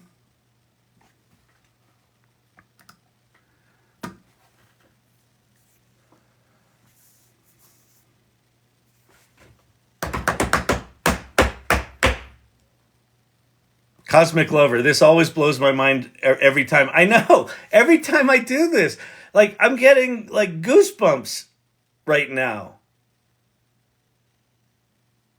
Like, is this the best thing ever? I don't know.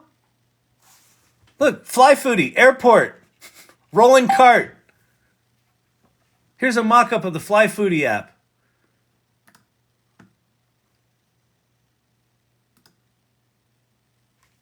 I mean, can I zoom in on it? I can't.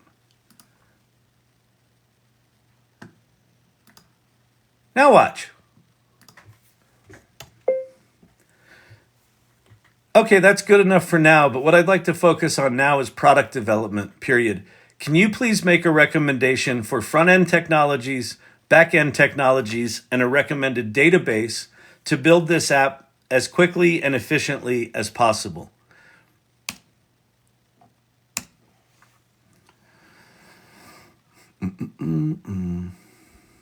Where did that go?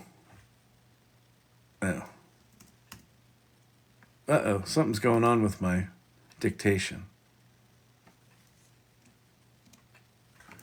Hang on. As possible. Let me get rid of that. Okay, there we go.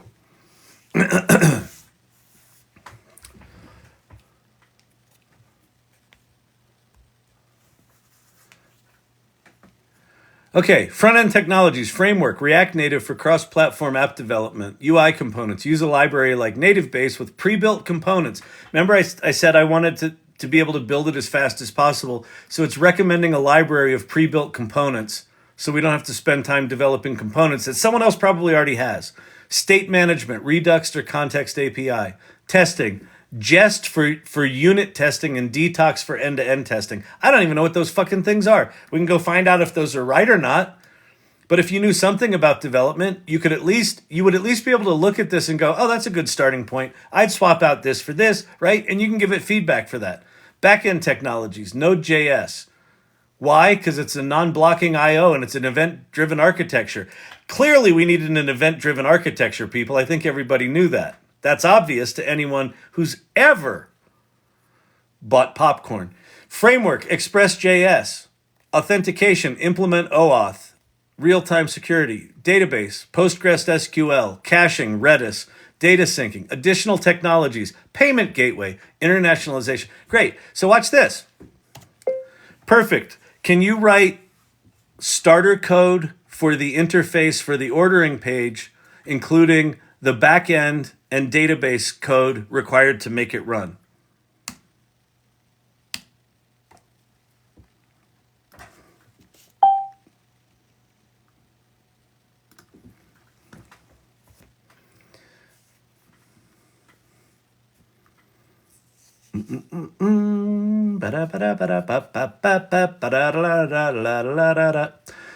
Here's a simple database schema for Postgres.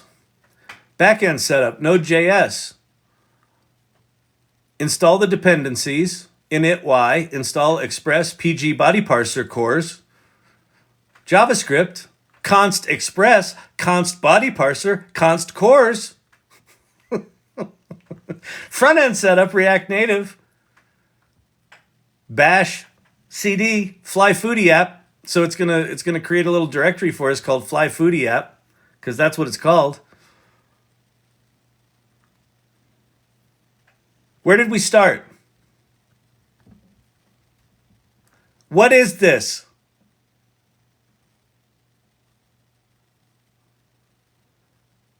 There's the marketing plan. There's 20 names. There's 20 more names. There's the one we picked. There's the taglines. There's a marketing visualization. Here's text strategy and starter code.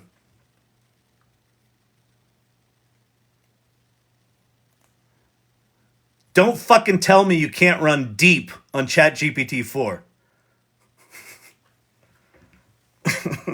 This is ChatGPT 4, Devi. This is one of the bullet points on my stupid list. My stupid low-value list. This was this bullet point. GPT Vision.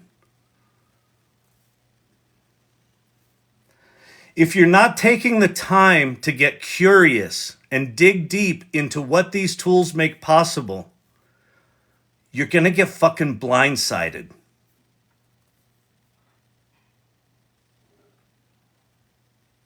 It's really easy right now.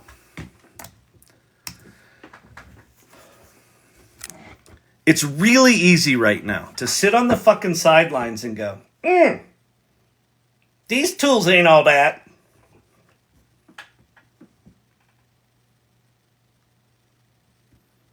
Because you know why? The people that are saying that, like the guy in here tonight, is right. Not that deep. Not that perfect. It's flawed. If you use Code Interpreter, what you find out is it gets confused and it fucks up the Python code a lot. But if you don't know that it's possible that it can do that, what happens when that tool gets good? What happens when that tool can reason and can use every computer programming language, not just Python, and can take actions on your behalf? That's ChatGPT 5. So if you're just sitting on the sidelines bitching and moaning about how it's not all that, when that next tool comes along, it's going to pull the rug out from under you. So get fucking curious. I don't care if you join the AI salon or not. I don't care if you show up here or not. I do care that as many people as possible on this planet get curious about this shit, because it's coming whether we want it or not, and it's coming fast.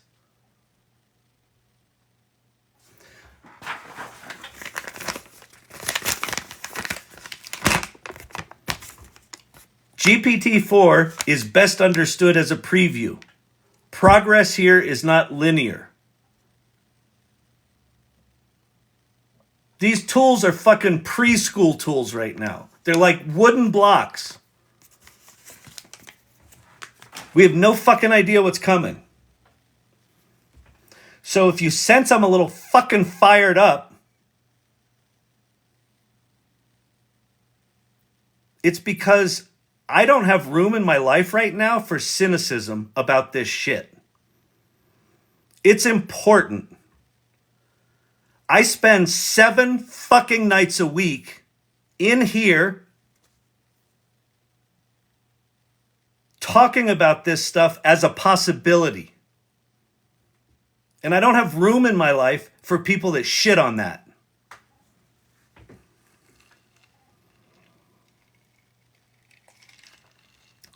I have infinite time and energy and love in my life for people who are willing to say, I'll give it a shot.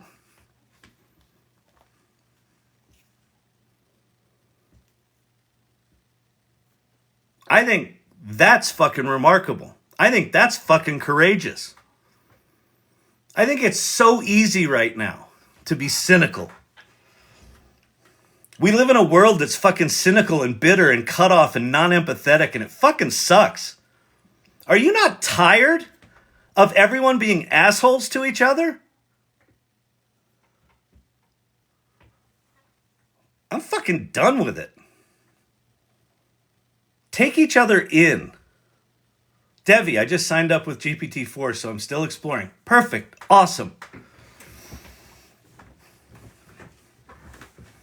If you feel clueless right now, that's the right feeling. If you're like, holy shit, I didn't know I could do that. Thank you, Forever Hooked.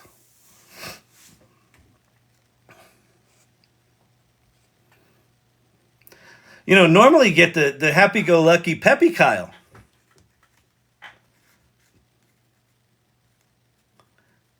I try to present what I'm doing in here. I try to present the stuff that I do in a fun and accessible way.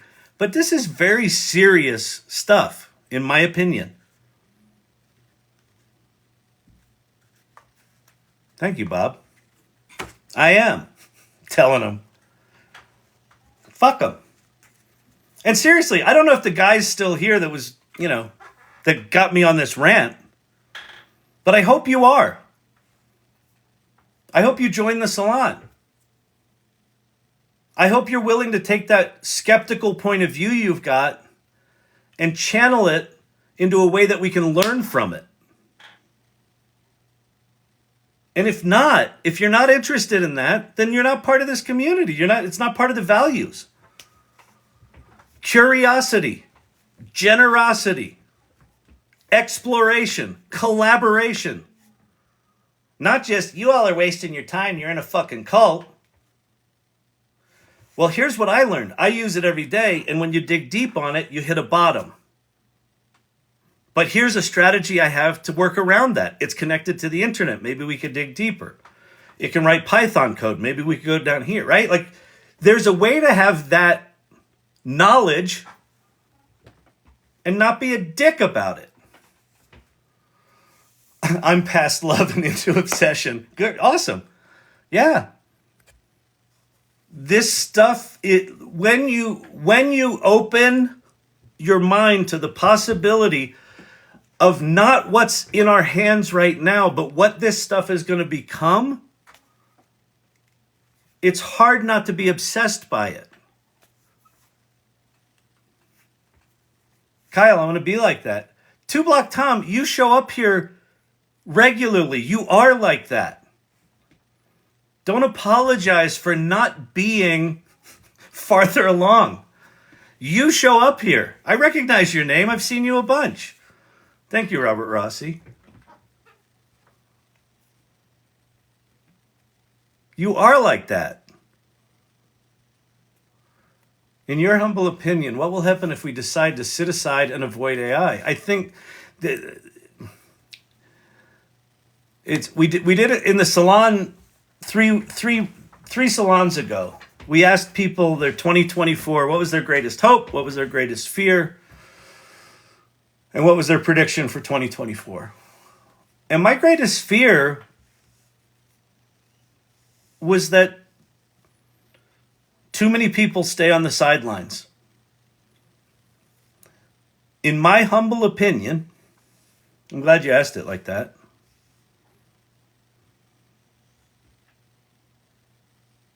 It makes me really sad, like profoundly sad,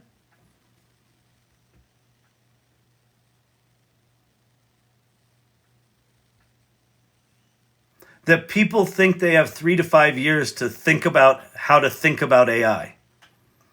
It makes me profoundly sad that so many people are spending so much energy talking about, is AI good or bad? Does it steal or not? Does it...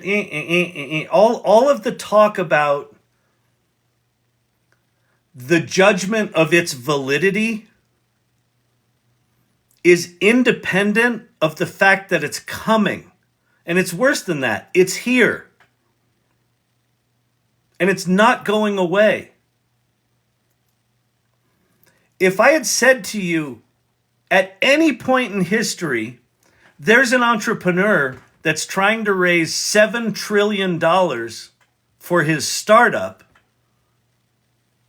you would laugh me out of the room. We live in a world right now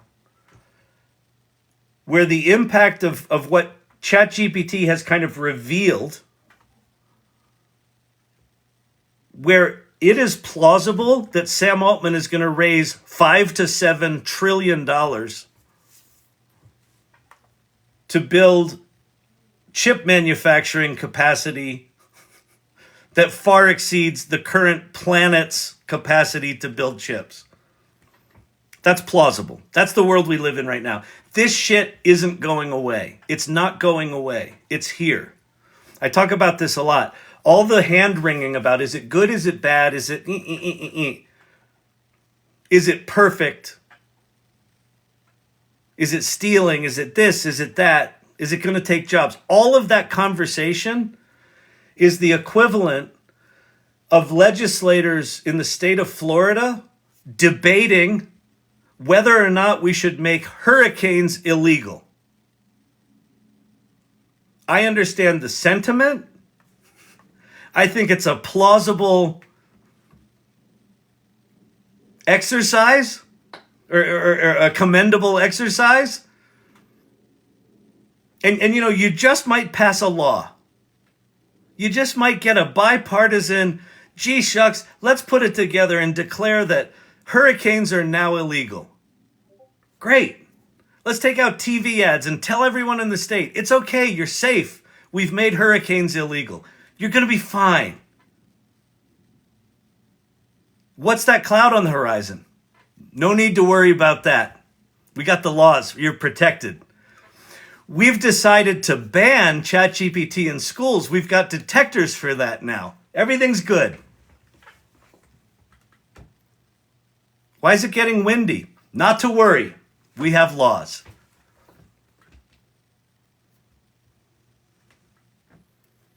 So it scares me. My humble opinion is that it scares me. I think that people are going to be blindsided when the next version of these tools get dramatically better. And what excites me, and the reason I keep coming back here, and I think the reason people keep coming back, because they certainly don't want to hear me bitch and scream like I did tonight, is that this community, when these new tools show up, are going to know what to do with them. The amount of opportunity that you as an individual have in the next 18 months is staggering. Do I know what that looks like right now? I don't have a fucking clue. None of us does. No one does. No one does. But here's what I promise you. The people who are curious about it right now, the people that are building 20 GPTs, the people that are like, oh, I figured out this really interesting way to do prompting to make these cool images. Sharon Mendenhall recorded a Broadway musical using Suno songs. She's publishing songs every night in show and tell. She's putting up 2 or 3 songs. When these songwriting tools get really good, she's going to know what to do with them. When the people that are doing kick-ass images in this community, and there's a lot of them, when these tools go to the next level, or they migrate over to making movies like Sherry D, they're going to have fucking careers. And it might not be a career that they ever, in their wildest dreams, thought they'd have. And the people sitting on the sidelines are going to be like, hey, wait up. Hey, could you come back here? Why are you so far out? That seems dangerous. Can I get it? How do I swim? I don't know how to swim. I am a terrible writer. I'm so glad ChatGPT is in my life. Kev Talk. Yeah. Guess what? You're not a terrible writer anymore. You instantly leveled up. These tools are human level ups. It's like we're in a fucking video game. And what we were just handed is, so if you're a kid of the 90s, remember the cheat books you could buy at GameStop? For all the video games that would teach you the up, down, right, YYA. That's like ChatGPT does that for life. Kev Talk, I'm a terrible writer. Not anymore, he's not. What happens when those people that were terrible writers and were limited because they kept hitting the ceiling of, in this world, I need to be a good writer, I need to be a good writer. What if all of a sudden that ceiling is taken away? Oh, I'm a good writer. Oh. You know what I've always wanted to do in my life if I didn't suck at writing? And then Kev Talk's going to go do that. These tools are human level ups. These tools are human level ups.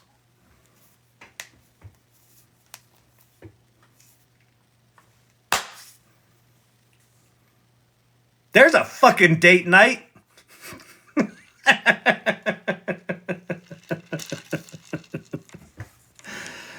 Whee! And rant. I'm done. I'm done with that rant. I'm happy to talk about other shit.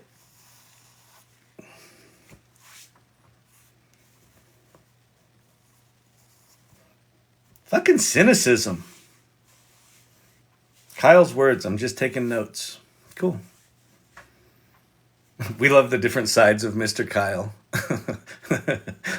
Hoodoo rah! Epic rant. Someone got their R1? No shit. Get a napkin. Why? No, that's... Why you have sleeves is so you can wipe the crap off your lips after you scream for an hour. That's why we have sleeves. Pants are not to cover your legs. Pants are to wipe your hands after you eat sloppy chicken wings. Do I have to teach you people everything? Would you trust ChatGPT with your investments? Fuck no. But would I trust ChatGPT to... Actually, that's a really good one for me. I'm bad with money. I have ADD, so I'm not good with follow-through. I have a lot of shame around money. I have a lot of money's an emotional thing. So I would not trust ChatGPT with my investments, but what I would absolutely trust ChatGPT when I decide, because I'm doing this work on, who I'm being in the world, who I am. I live life out loud and make a huge difference where I show up. This work. At some point here, I'm going to go, you know what? The Kyle Shannon that was afraid of money and ashamed about money, I'm going to forgive myself for judging myself as I'm shitty with money. And I'm going to get good at money. And you know what I'm going to trust ChatGPT with? I'm going to trust it to teach me investing strategies. And I'm going to trust it to teach me about trading bots. And I'm going to trust it to take the trading strategies that resonate with me, and I'm going to go grab some bots off of trading sites, and I'm going to put them into ChatGPT, and I'm going to tell it to make me a bot that's a hybrid of these two strategies, but I want to add in a sprinkle of this third. And I want it to create me a custom bot for my shit. And then I'm going to have it teach me how to use fake money to play with my bot and see if it works. And if I like what it's doing, then I'll take real money and put it in there. I trust ChatGPT to do all of that. I'm the one making the decision about what I'm doing. I'm not having ChatGPT do that. It's not there right now. But I'll tell you this, ChatGPT 5, if it's got reasoning and it can take actions, and I trust the reasoning, like let's say ChatGPT all of a sudden not only can answer your questions, but it can review its answers and determine whether or not it's right and keep modifying that answer until it's correct and then only give you correct answers. Then I might trust it to do some of that shit for me. Sure. Right now, no. It's quiet uptown. That's what Quiver Quantitative is doing with replicating senators, representatives trading. Oh, yeah, exactly. Where they're taking, like, I think this is so brilliant. It's quiet uptown. This is so brilliant. We're now living in a world where the AI is getting good enough that rather than just being pissed off that our Congress people and senators are insider trading, and we're just like, well, it's so bad that they're insider trading, but we can't do anything about it because we're just the plebes. Well, now we can go to tools that have access to the data because it has to be in the public records of what the fuck they're investing in, and they're letting us as plebes invest just like the Congress people and senators. Awesome. Like, fuck them. Great. So do I trust AI to do that shit? Yeah, and it's going to do it way better than I do it. So, yeah, I guess in some sense I do trust it to do that. But, like, I'm not taking myself out of the equation. It's not like I'm going, ChatGPT, please go spend my money somewhere. That'll be next year. It's not there yet. Oh, good Lord. This has been a peppy night. I don't even know what I fucking said. Good thing we have the recordings. I guess I'll go dig out. This will be known as Rant Night.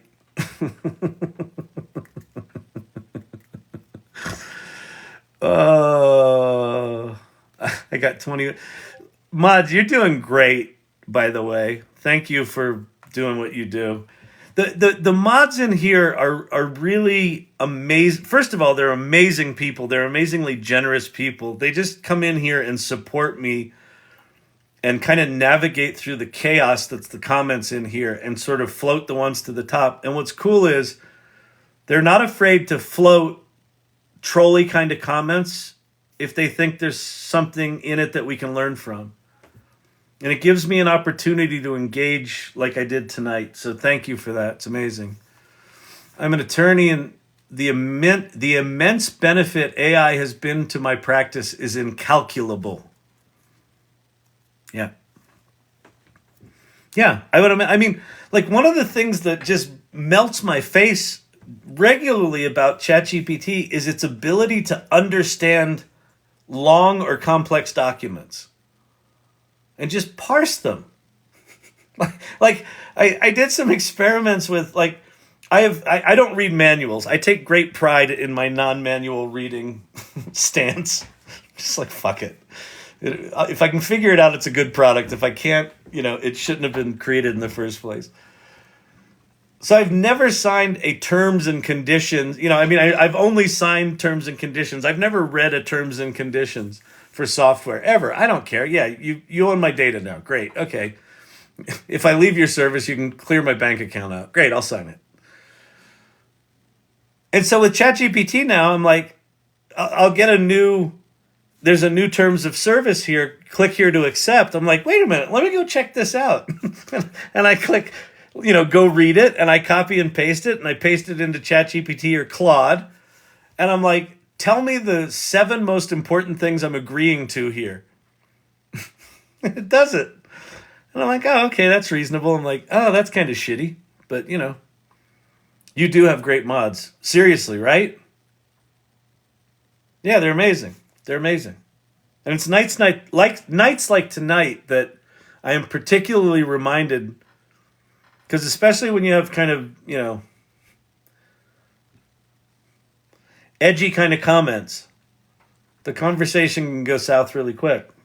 And so managing that's amazing. So thank you to all of you. Knowing the terms of service saved me from giving a song AI the rights to my songs. There you go. Perfect. Perfect. The mods and irregulars are fantastic. So are you a human being, but I would consider you an irregular. Who are the irregulars, by the way? They're just people that show up here regularly. They gave themselves a name. Like a cult. We're a cult. Who do you follow? We follow that guy. He's funny. He wears a slinky shirt sometimes.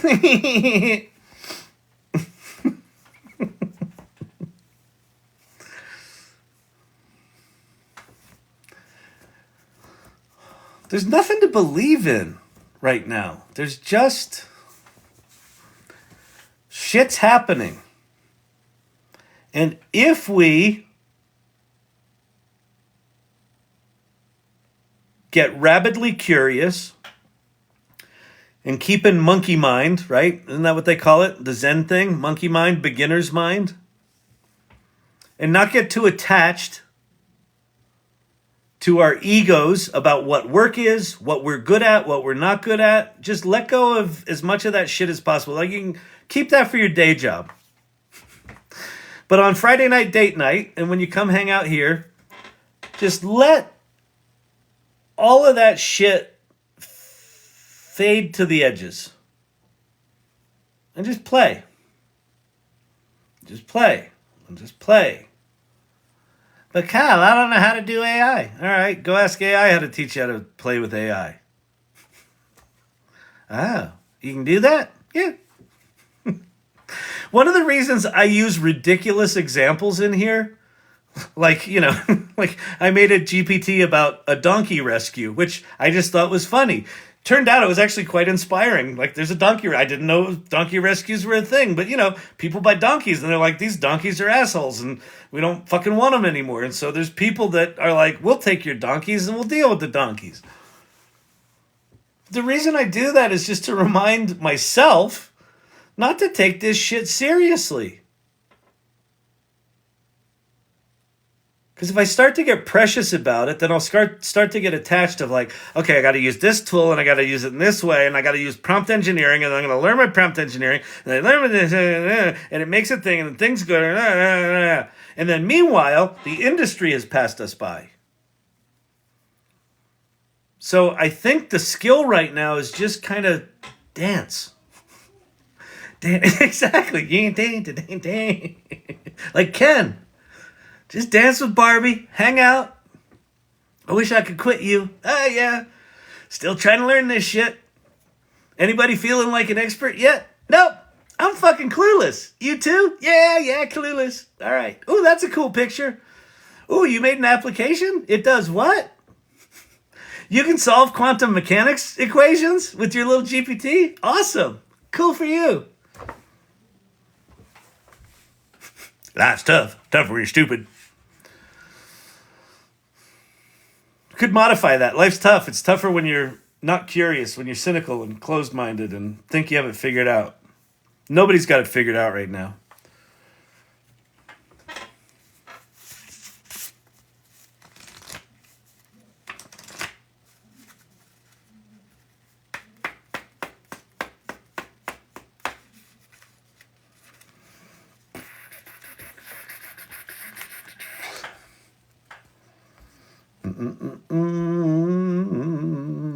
You'll get a hoot out of the mods channel later when you read through it. I'm sure. Yeah, I know.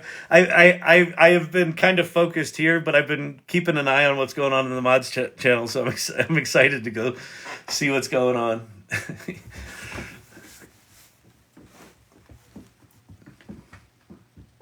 I mean, one of the things I noticed in the mods channel early on was, is Kyle going to be okay? Like, what do we do here? Like, how do we, And I appreciate that. I really do.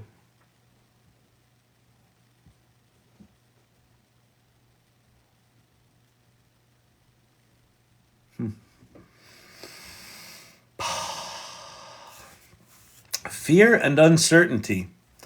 Yeah, Collie Jamison Stewart. Fear and uncertainty. I mean, it's one of the reasons that empathy is one of the most important values in the AI salon. I actually have deep empathy for people that are afraid of this, and I have deep empathy for people that are angry about this, and I have deep empathy for artists in particular. I have a degree in fucking acting. I've written 7 screenplays. Like, I know that world well. I was a chief creative officer of an agency. I've worked with some of the best creative minds in the world, some of the most talented artists and illustrators in the world, and some of the most talented writers and strategists in the world. And I have deep empathy for people who are looking at their 20 and 30-year careers and going, fuck, that's over. That's terrifying. And these tools aren't going anywhere. They're here. And so the people that I'm excited about right now are the people that had that moment or are having that moment of, fuck. Leah Faston, who I co-founded the AI Salon with, she's been a professional photographer for 20, 25 years. She made the transition from film to digital.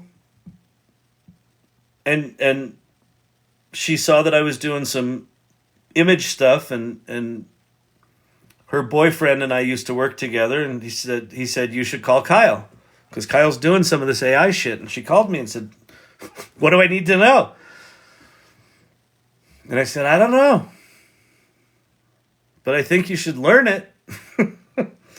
And she was amazing. She was like, well, I went through the transition to digital. I'm going to go through this. And so we decided to start the AI salon together before she'd even played with it. And so she's been going through a real-time transition of like being afraid of AI, then being excited about AI, then being afraid of AI, then being like, what is photography? Like she's in an existential place with her career, with her life, with her primary form of self-expression and her vocation is all of a sudden in flux. But at least she's experiencing it from the inside, not from sitting outside going, oh, that's awful. AI art isn't real art. Those aren't real photographs. That's what they said about digital. You know that, right? The film photographers. They said we should not categorize digital photographs as photography for years. Same shit's going on now. But she's dealing with that stuff. I have deep, deep empathy for that. And it is my great hope that people will not sit on the sidelines because of that fear. When you get inspired, how do you remember it? How do I remember what?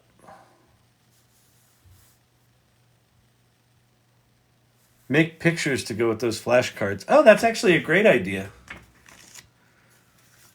This is my declaration of who I am. I live life out loud, make a huge difference where I show up. Yeah, these would be good images. That's a great idea. I'm going to do that. Spike Jones, this is the next level arms race. AI, the final frontier. Most fascinating. Yeah, it is the next arms race. But it's also the next, that's the military side of it. That's the scary side, right? I think it's easy to go to the scary side, right? This is the next nuclear technology. What are we going to do with it, right? Which takes you to military places.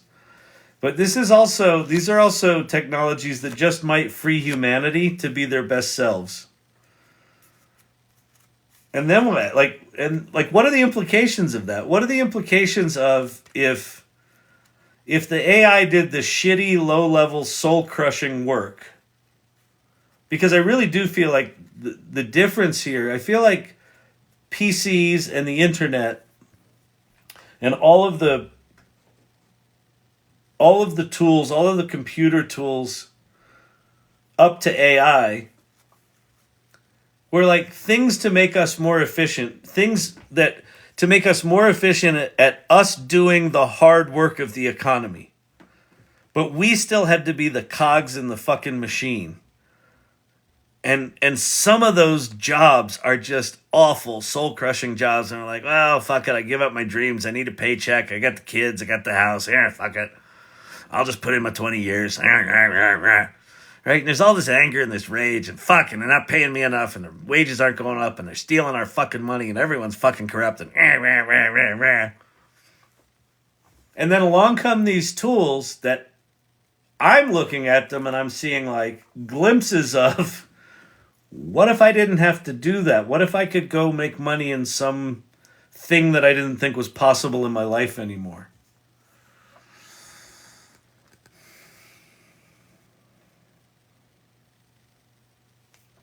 Vicky said it well. You show us how to behave out in the wild regarding AI naysayers. Oh, thank you. I appreciate that.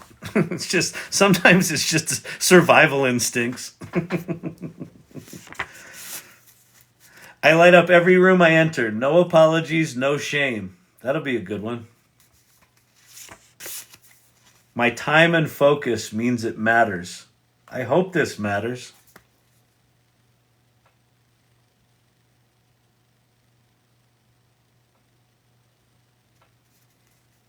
Yeah, I got pretty pissed off tonight.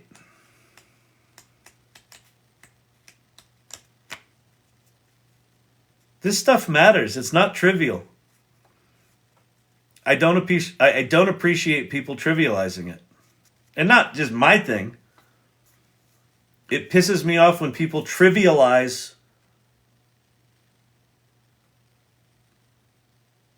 what this stuff is making possible.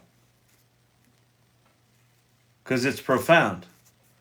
And it's big. And it's scary. And it's hard enough. Right? It's hard enough. You know how hard it is to keep up with this stuff? I see Ann Murphy in here. Ann Murphy, by the way, tomorrow night. So you should go to the AI Salon. Go to that URL, thesalon.ai. Go to the first link. Go to the Salon community and join the community if you resonate with what we're about. And then scroll down to the bottom in the clubs. There's Weekend GPT Jams. That's Ann Murphy's club. And tomorrow she's got a roundtable discussion with a bunch of amazing women doing amazing shit in AI. The amount of women in doing amazing shit in this AI stuff, it's like nothing I've ever seen in my 35 years. It's been pasty white guys for as far as the eye can see for most of my tech career. And I'm one of them. So I know who we are. Something's different with this AI shit. A lot of people in this community are doing remarkable work, and there's a lot of women in it. It's really fucking cool.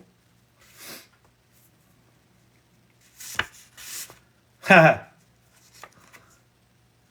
surround myself with people who inspire and support me, and I humbly seek out their wisdom. Yeah, that's this group. I have unbounded energy and love for people. They deserve my best, and my best blows them away.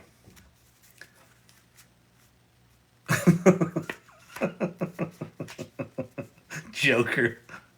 You're such a fucking butthead. I honor my agreements with joy. I embrace the power of integrity. I protect myself and others with clear boundaries. I am as comfortable saying no as saying yes. Well, I did that tonight, didn't I? Go fuck yourself, bucko. You're not coming in here and pissing all over my optimism. I stayed up way too late with you guys, but I so appreciate it. What you're saying is so important. Thank you. Thank you, Lori.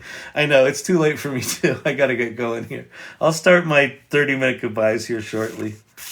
My wife is beautiful and powerful, and we can't get enough of each other. She lets me do this every night. My sons are remarkable human beings and deserve healing and a life they love. Right? I easily generate wealth and manage my finances without shame or fear. I am abundance. My physical presence matches my intellect and vitality. Eye candy. I am strong, flexible, fast, and nimble. I move with ease and grace. I have the courage to understand, heal, and improve my body.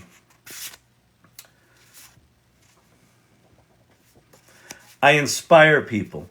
I am passion, joy, and generosity. I am authenticity and empathy. I am freedom. I actually felt that tonight.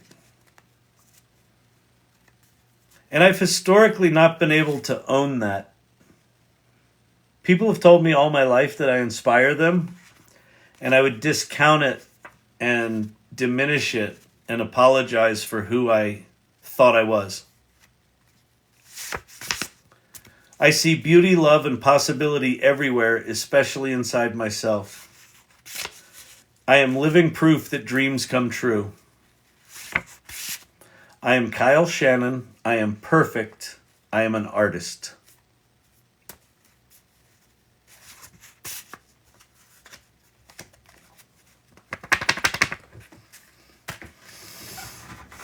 I didn't plan on ever reading this again to this community because I thought it was indulgent and weird. But you know what? I got pissed off tonight, and I'm glad I did. Because it kind of anchored, for me, why I'm doing this. Why do I show up here every night? Why am I taking 2-3 hours a night out of my life to do this? Because it's important. And I feel re-energized with that commitment and that connection tonight. Because, you know, when you do something, when you make a stupid fucking commitment, like I'm going to do this every night for a year, which is what I did, and just see what happens. There's a lot of nights where I'm like, what the fuck am I doing this for? And I'm sure there's a lot of nights, thank you, Caprino. I'm sure there's a lot of nights where you're in here watching it going, what am I watching this for? So tonight was actually an important one because, yeah, what the fuck are we doing here? We are battling the dark. We are battling the cynicism and the fear. You handled it perfectly, Kyle. Thank you. Thanks, Tobias. We're all Mary Poppins when we allow ourselves to be. Yep. I'm so grateful you did. Thank you, Kyle. Thank you very much, JRC. Oh, thank you, Danielle.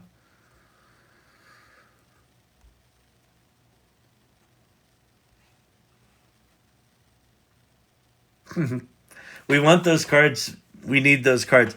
You know, it's funny. I talked about these cards today.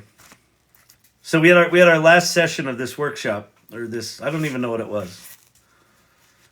It was the Create Your Extraordinary Life Experience. That's what it was called. And I talked about these cards. And the way I got to these, it's not like, this wasn't like a writing exercise. There's elements of writing in it. There's a lot of curation. There was a lot of refinement. So there was like editing skills in this. But these were created out of who I am. Like, when I read these things now, it feels like who I am, because what they were born out of is who I was being that maybe got me here, but was not who I choose to be, was not who I am. And so these are, while they're very personal, what I've also noticed is that when I share this with people, they're like, fuck, I want some of that. And I'm like, yeah, me too. Because they're very authentic to who I am. So yours would be very different than this, but I'm happy to share these. If anybody wants these, I'm happy. I have a PDF that is all of these in a document. I'm happy to share it. And if it's valuable to people, great.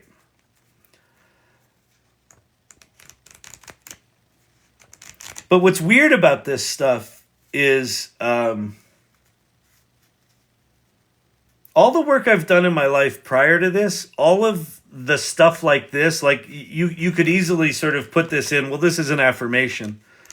All of the stuff that I've done that's lived in that space has always felt like those affirmations are external to who I am. And it's like I'm trying to like slap butter on the toast, right? And this feels like the toast, right? So it's pretty cool stuff. So thank you for that acknowledgement. You got me started to satisfy my curiosity of AI. You, no one and nothing else. Wow. Thank you, Jim SC. Wow. Cool. Awesome.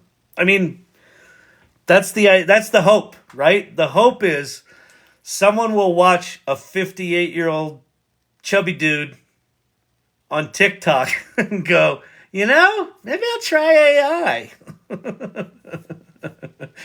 You should make a GPT to guide us through the exercise for ourselves. That's a great idea, Source Camp. Maybe I'll do that. Maybe I'll do it with Townsend. So Townsend, the guy that ran it, who invited me to do it, he and I are working together, and I'm sort of advising him on AI stuff. So maybe it's not indulgent. It's truly inspiring to witness you showing your pure humanity. Thank you, Vegas Moxie.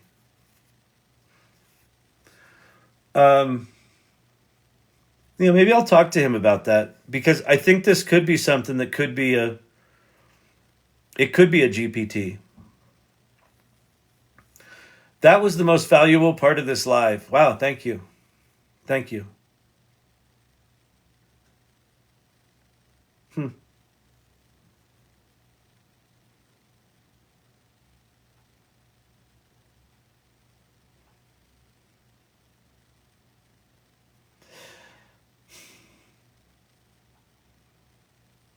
That phrase, I am an artist.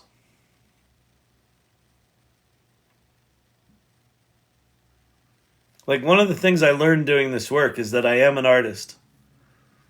And for my whole life, I was pretending to be an artist knowing that I wasn't, which sounds weird, but that's how it was. And so I always felt like a fraud.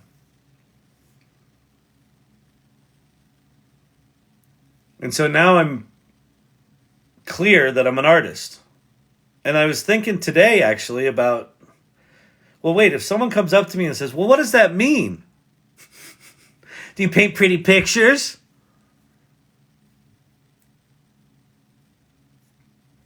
Sometimes. What it actually means, and I think this is all of us, I think what being an artist means is being authentically self-expressed. And that's it. I don't think it's more than that. I think it's having the courage to say, here's a thing that I believe, or here's a thing that I want to do, and I'm going to do it, and I'm going to put it in the world, and I'm going to express it, I'm going to share it with people. It's one of the reasons I'm passionate about, as you learn about AI and you play with AI, that you share it with other people. Why? Because there's something about you being willing to be vulnerable enough to share that you learned something, or that it didn't work, or that it did work. Yeah, hashtag authenticity, exactly. That you're authentically sharing who you are. You're talking about these tools. The tools don't fucking matter. What matters is you said, hey, I took time out of my life to try to do this thing, and then I did this thing, and I made this picture. Do you like my picture? Oh, your picture's great. Oh, that's great. I made a song now. It's just self-expression. It's just self-expression. Joker, you say it and it's created. It's like magic, if you get the analogy. That's why I always say this is like magic. You speak it into truth. You speak it into existence. And why AI kind of is such an endorphin rush is that it's like a video game. It's so instant.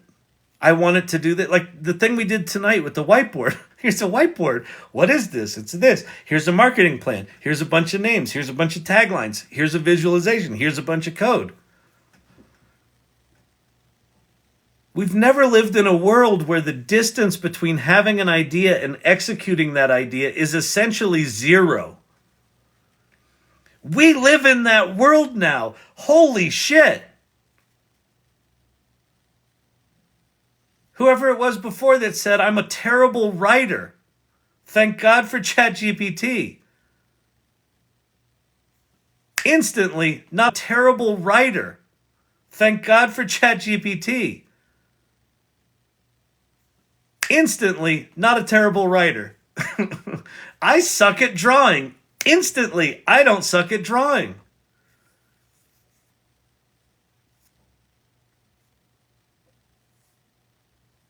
So being an artist is just being willing to look at the world, see the possibility, stitch some shit together, and go, look. Ooh. Or, Or, it's a horrible piece of shit. Yeah, you're right. Chuck it. Do another one. So, all right. This is a wacky one. My problem is I am not an artist, but AI is my new brush. And wait, but AI is my new brush. I might be wrong, but now I'm old. But it doesn't matter, Jim. I'm fucking old.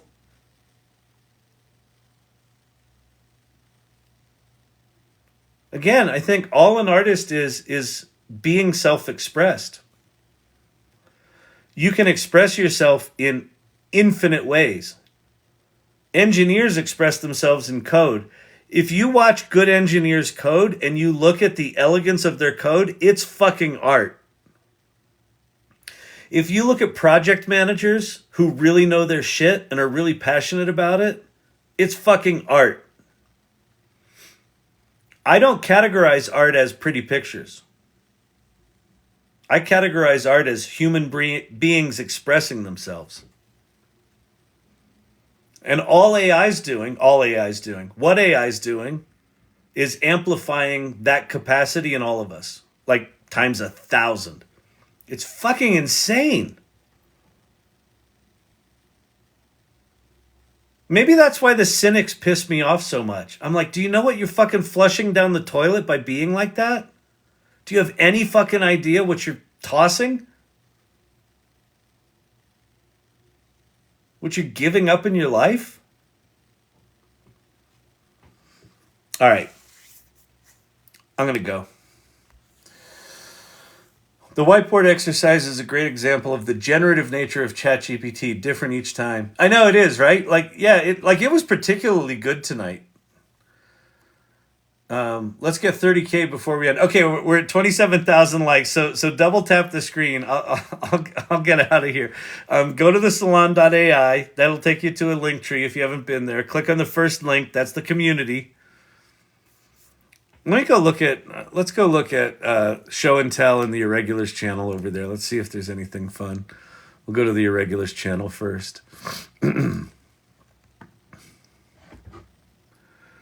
Visualize financial abundance. Lovely. Love it. A rock band has been formed. Rock band. I'm pissed tonight. Oh, good. Someone got my. That's one of the. That's from the video where I cut off all my hair at the end of 365 days of COVID. That's who did that, Mr. IT. Dreams, adventures, joys, wisdom. Walk towards enlightenment. Yeah. I know it's so easy to be on this scared side right now, but there is another option. Moderators, they are superheroes. You guys fucking rock. What's that? It's not like I haven't told you the rules. Never feed me after midnight.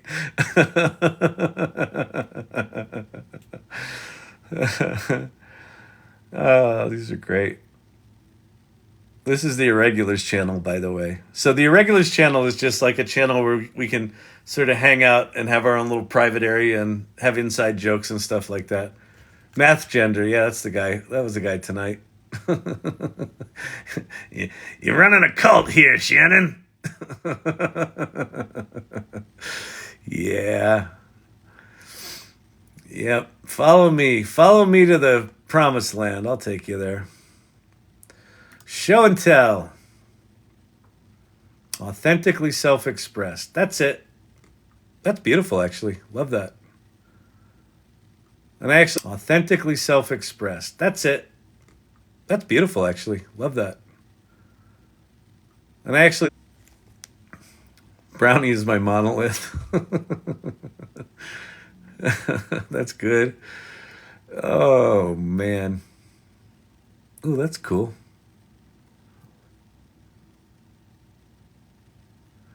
Corey Sandler.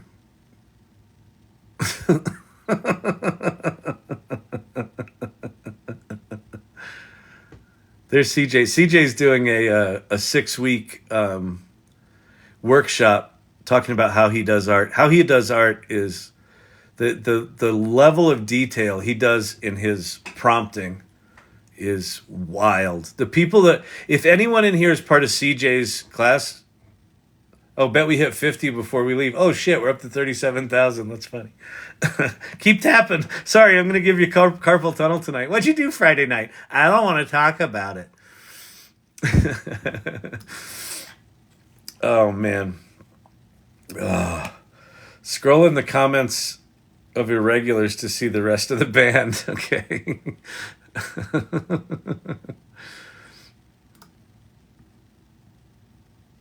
Oh, I'm an artist. That's beautiful. Oh, I play bass. Oh, these are great. Previous comments. I play tambourine. Oh my God, that's awesome. That's so cool. Very, very cool. All right, 40,000. All right, we're at 40,000. If you're gonna get 50,000, you gotta get your carpal tunnel warmed up. Although it looks like we're going pretty good right now. It's going up about 1,000 every second. So I'll start saying my goodbyes. So first of all, to the mods tonight, you really did remarkable. Thank you very much. It was kind of an intense night, and I didn't have to go there, but there was something about how you guys were interacting in the mod channel and what you were surfacing that gave me this lane where I knew what I needed to talk about. So it was fucking amazing. So thank you for that. And I know, listen, I try to thank you every night, but sometimes I get just sleepy and forget to do it. And it may seem like I don't that I take for granted what you do. Tonight was a really good reminder of just how fucking amazing you are. So thank you for that. Thank you to all the irregulars, people that show up here regularly. You're fucking amazing. To my subscribers, thank you.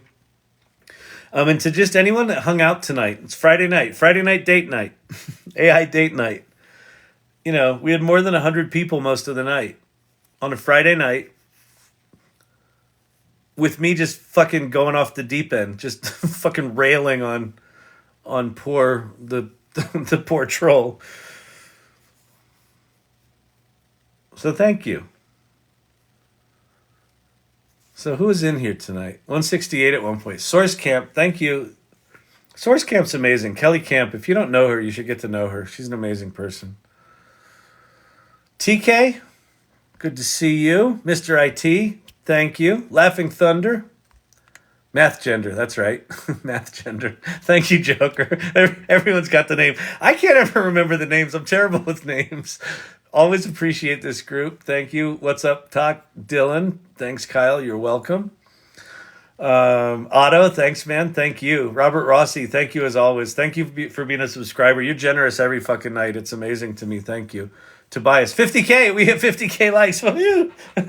I think we were just trying to get to 30. We were at 27 at the end, so we just hit 50. We appreciate you so much. Thank you, Kyle. Thank you, Cam. I appreciate it. I made an image for him. I saw it. It's fucking awesome. It's like all the raccoons are like, you're in a cult. No, we're in community, and maybe that's intimidating. Share Bear, thank you so much. Ann Murphy, everyone, go to Ann Murphy's event tomorrow, noon Pacific. Go to the GPT.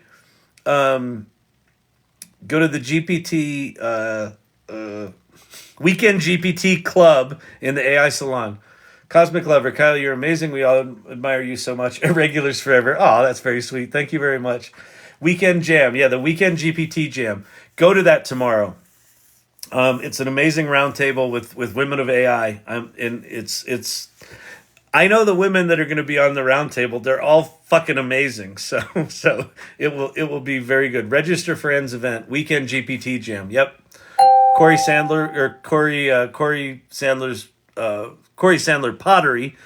She's Corey Sandler. Her TikTok account is Corey Sandler Pottery. You should also follow her. She does amazing lives.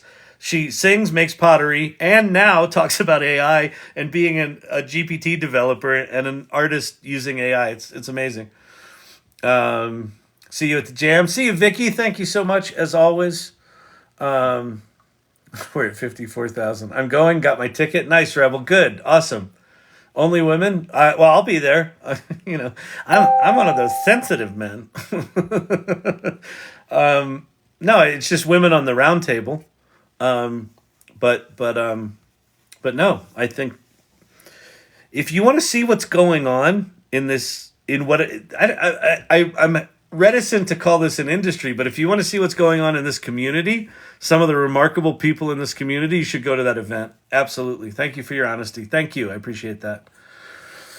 All right, Steve-O, peace out, dude. Good to see you. Tom, good to see you. Corey, again, thank you. Danielle, Ross P, thank you so much. Rachel Sparkles, it's quiet uptown. JRC, damn, a lot of people in here tonight. Suzanne, thank you. Thanks, Danielle, I appreciate that. Master Alexander, it was nice meeting you. Master Alexander came to, what was it? The AI, the office hours on LinkedIn today. Really nice meeting you. And congrats. It sounds like you're up to some cool stuff, man. Brian Whitney, good to see you. All right, Rebel, Quick Flick, Paul. All right, everybody. I'm out. I'll see you tomorrow. Tomorrow's Saturday. Noon, be at Ann's thing. I'll be here tomorrow night, as always. And then, I don't know, we'll figure out what we do tomorrow. We'll do something. Check IM, please. I will do that. I will check my IMs. Ciao. Peace out.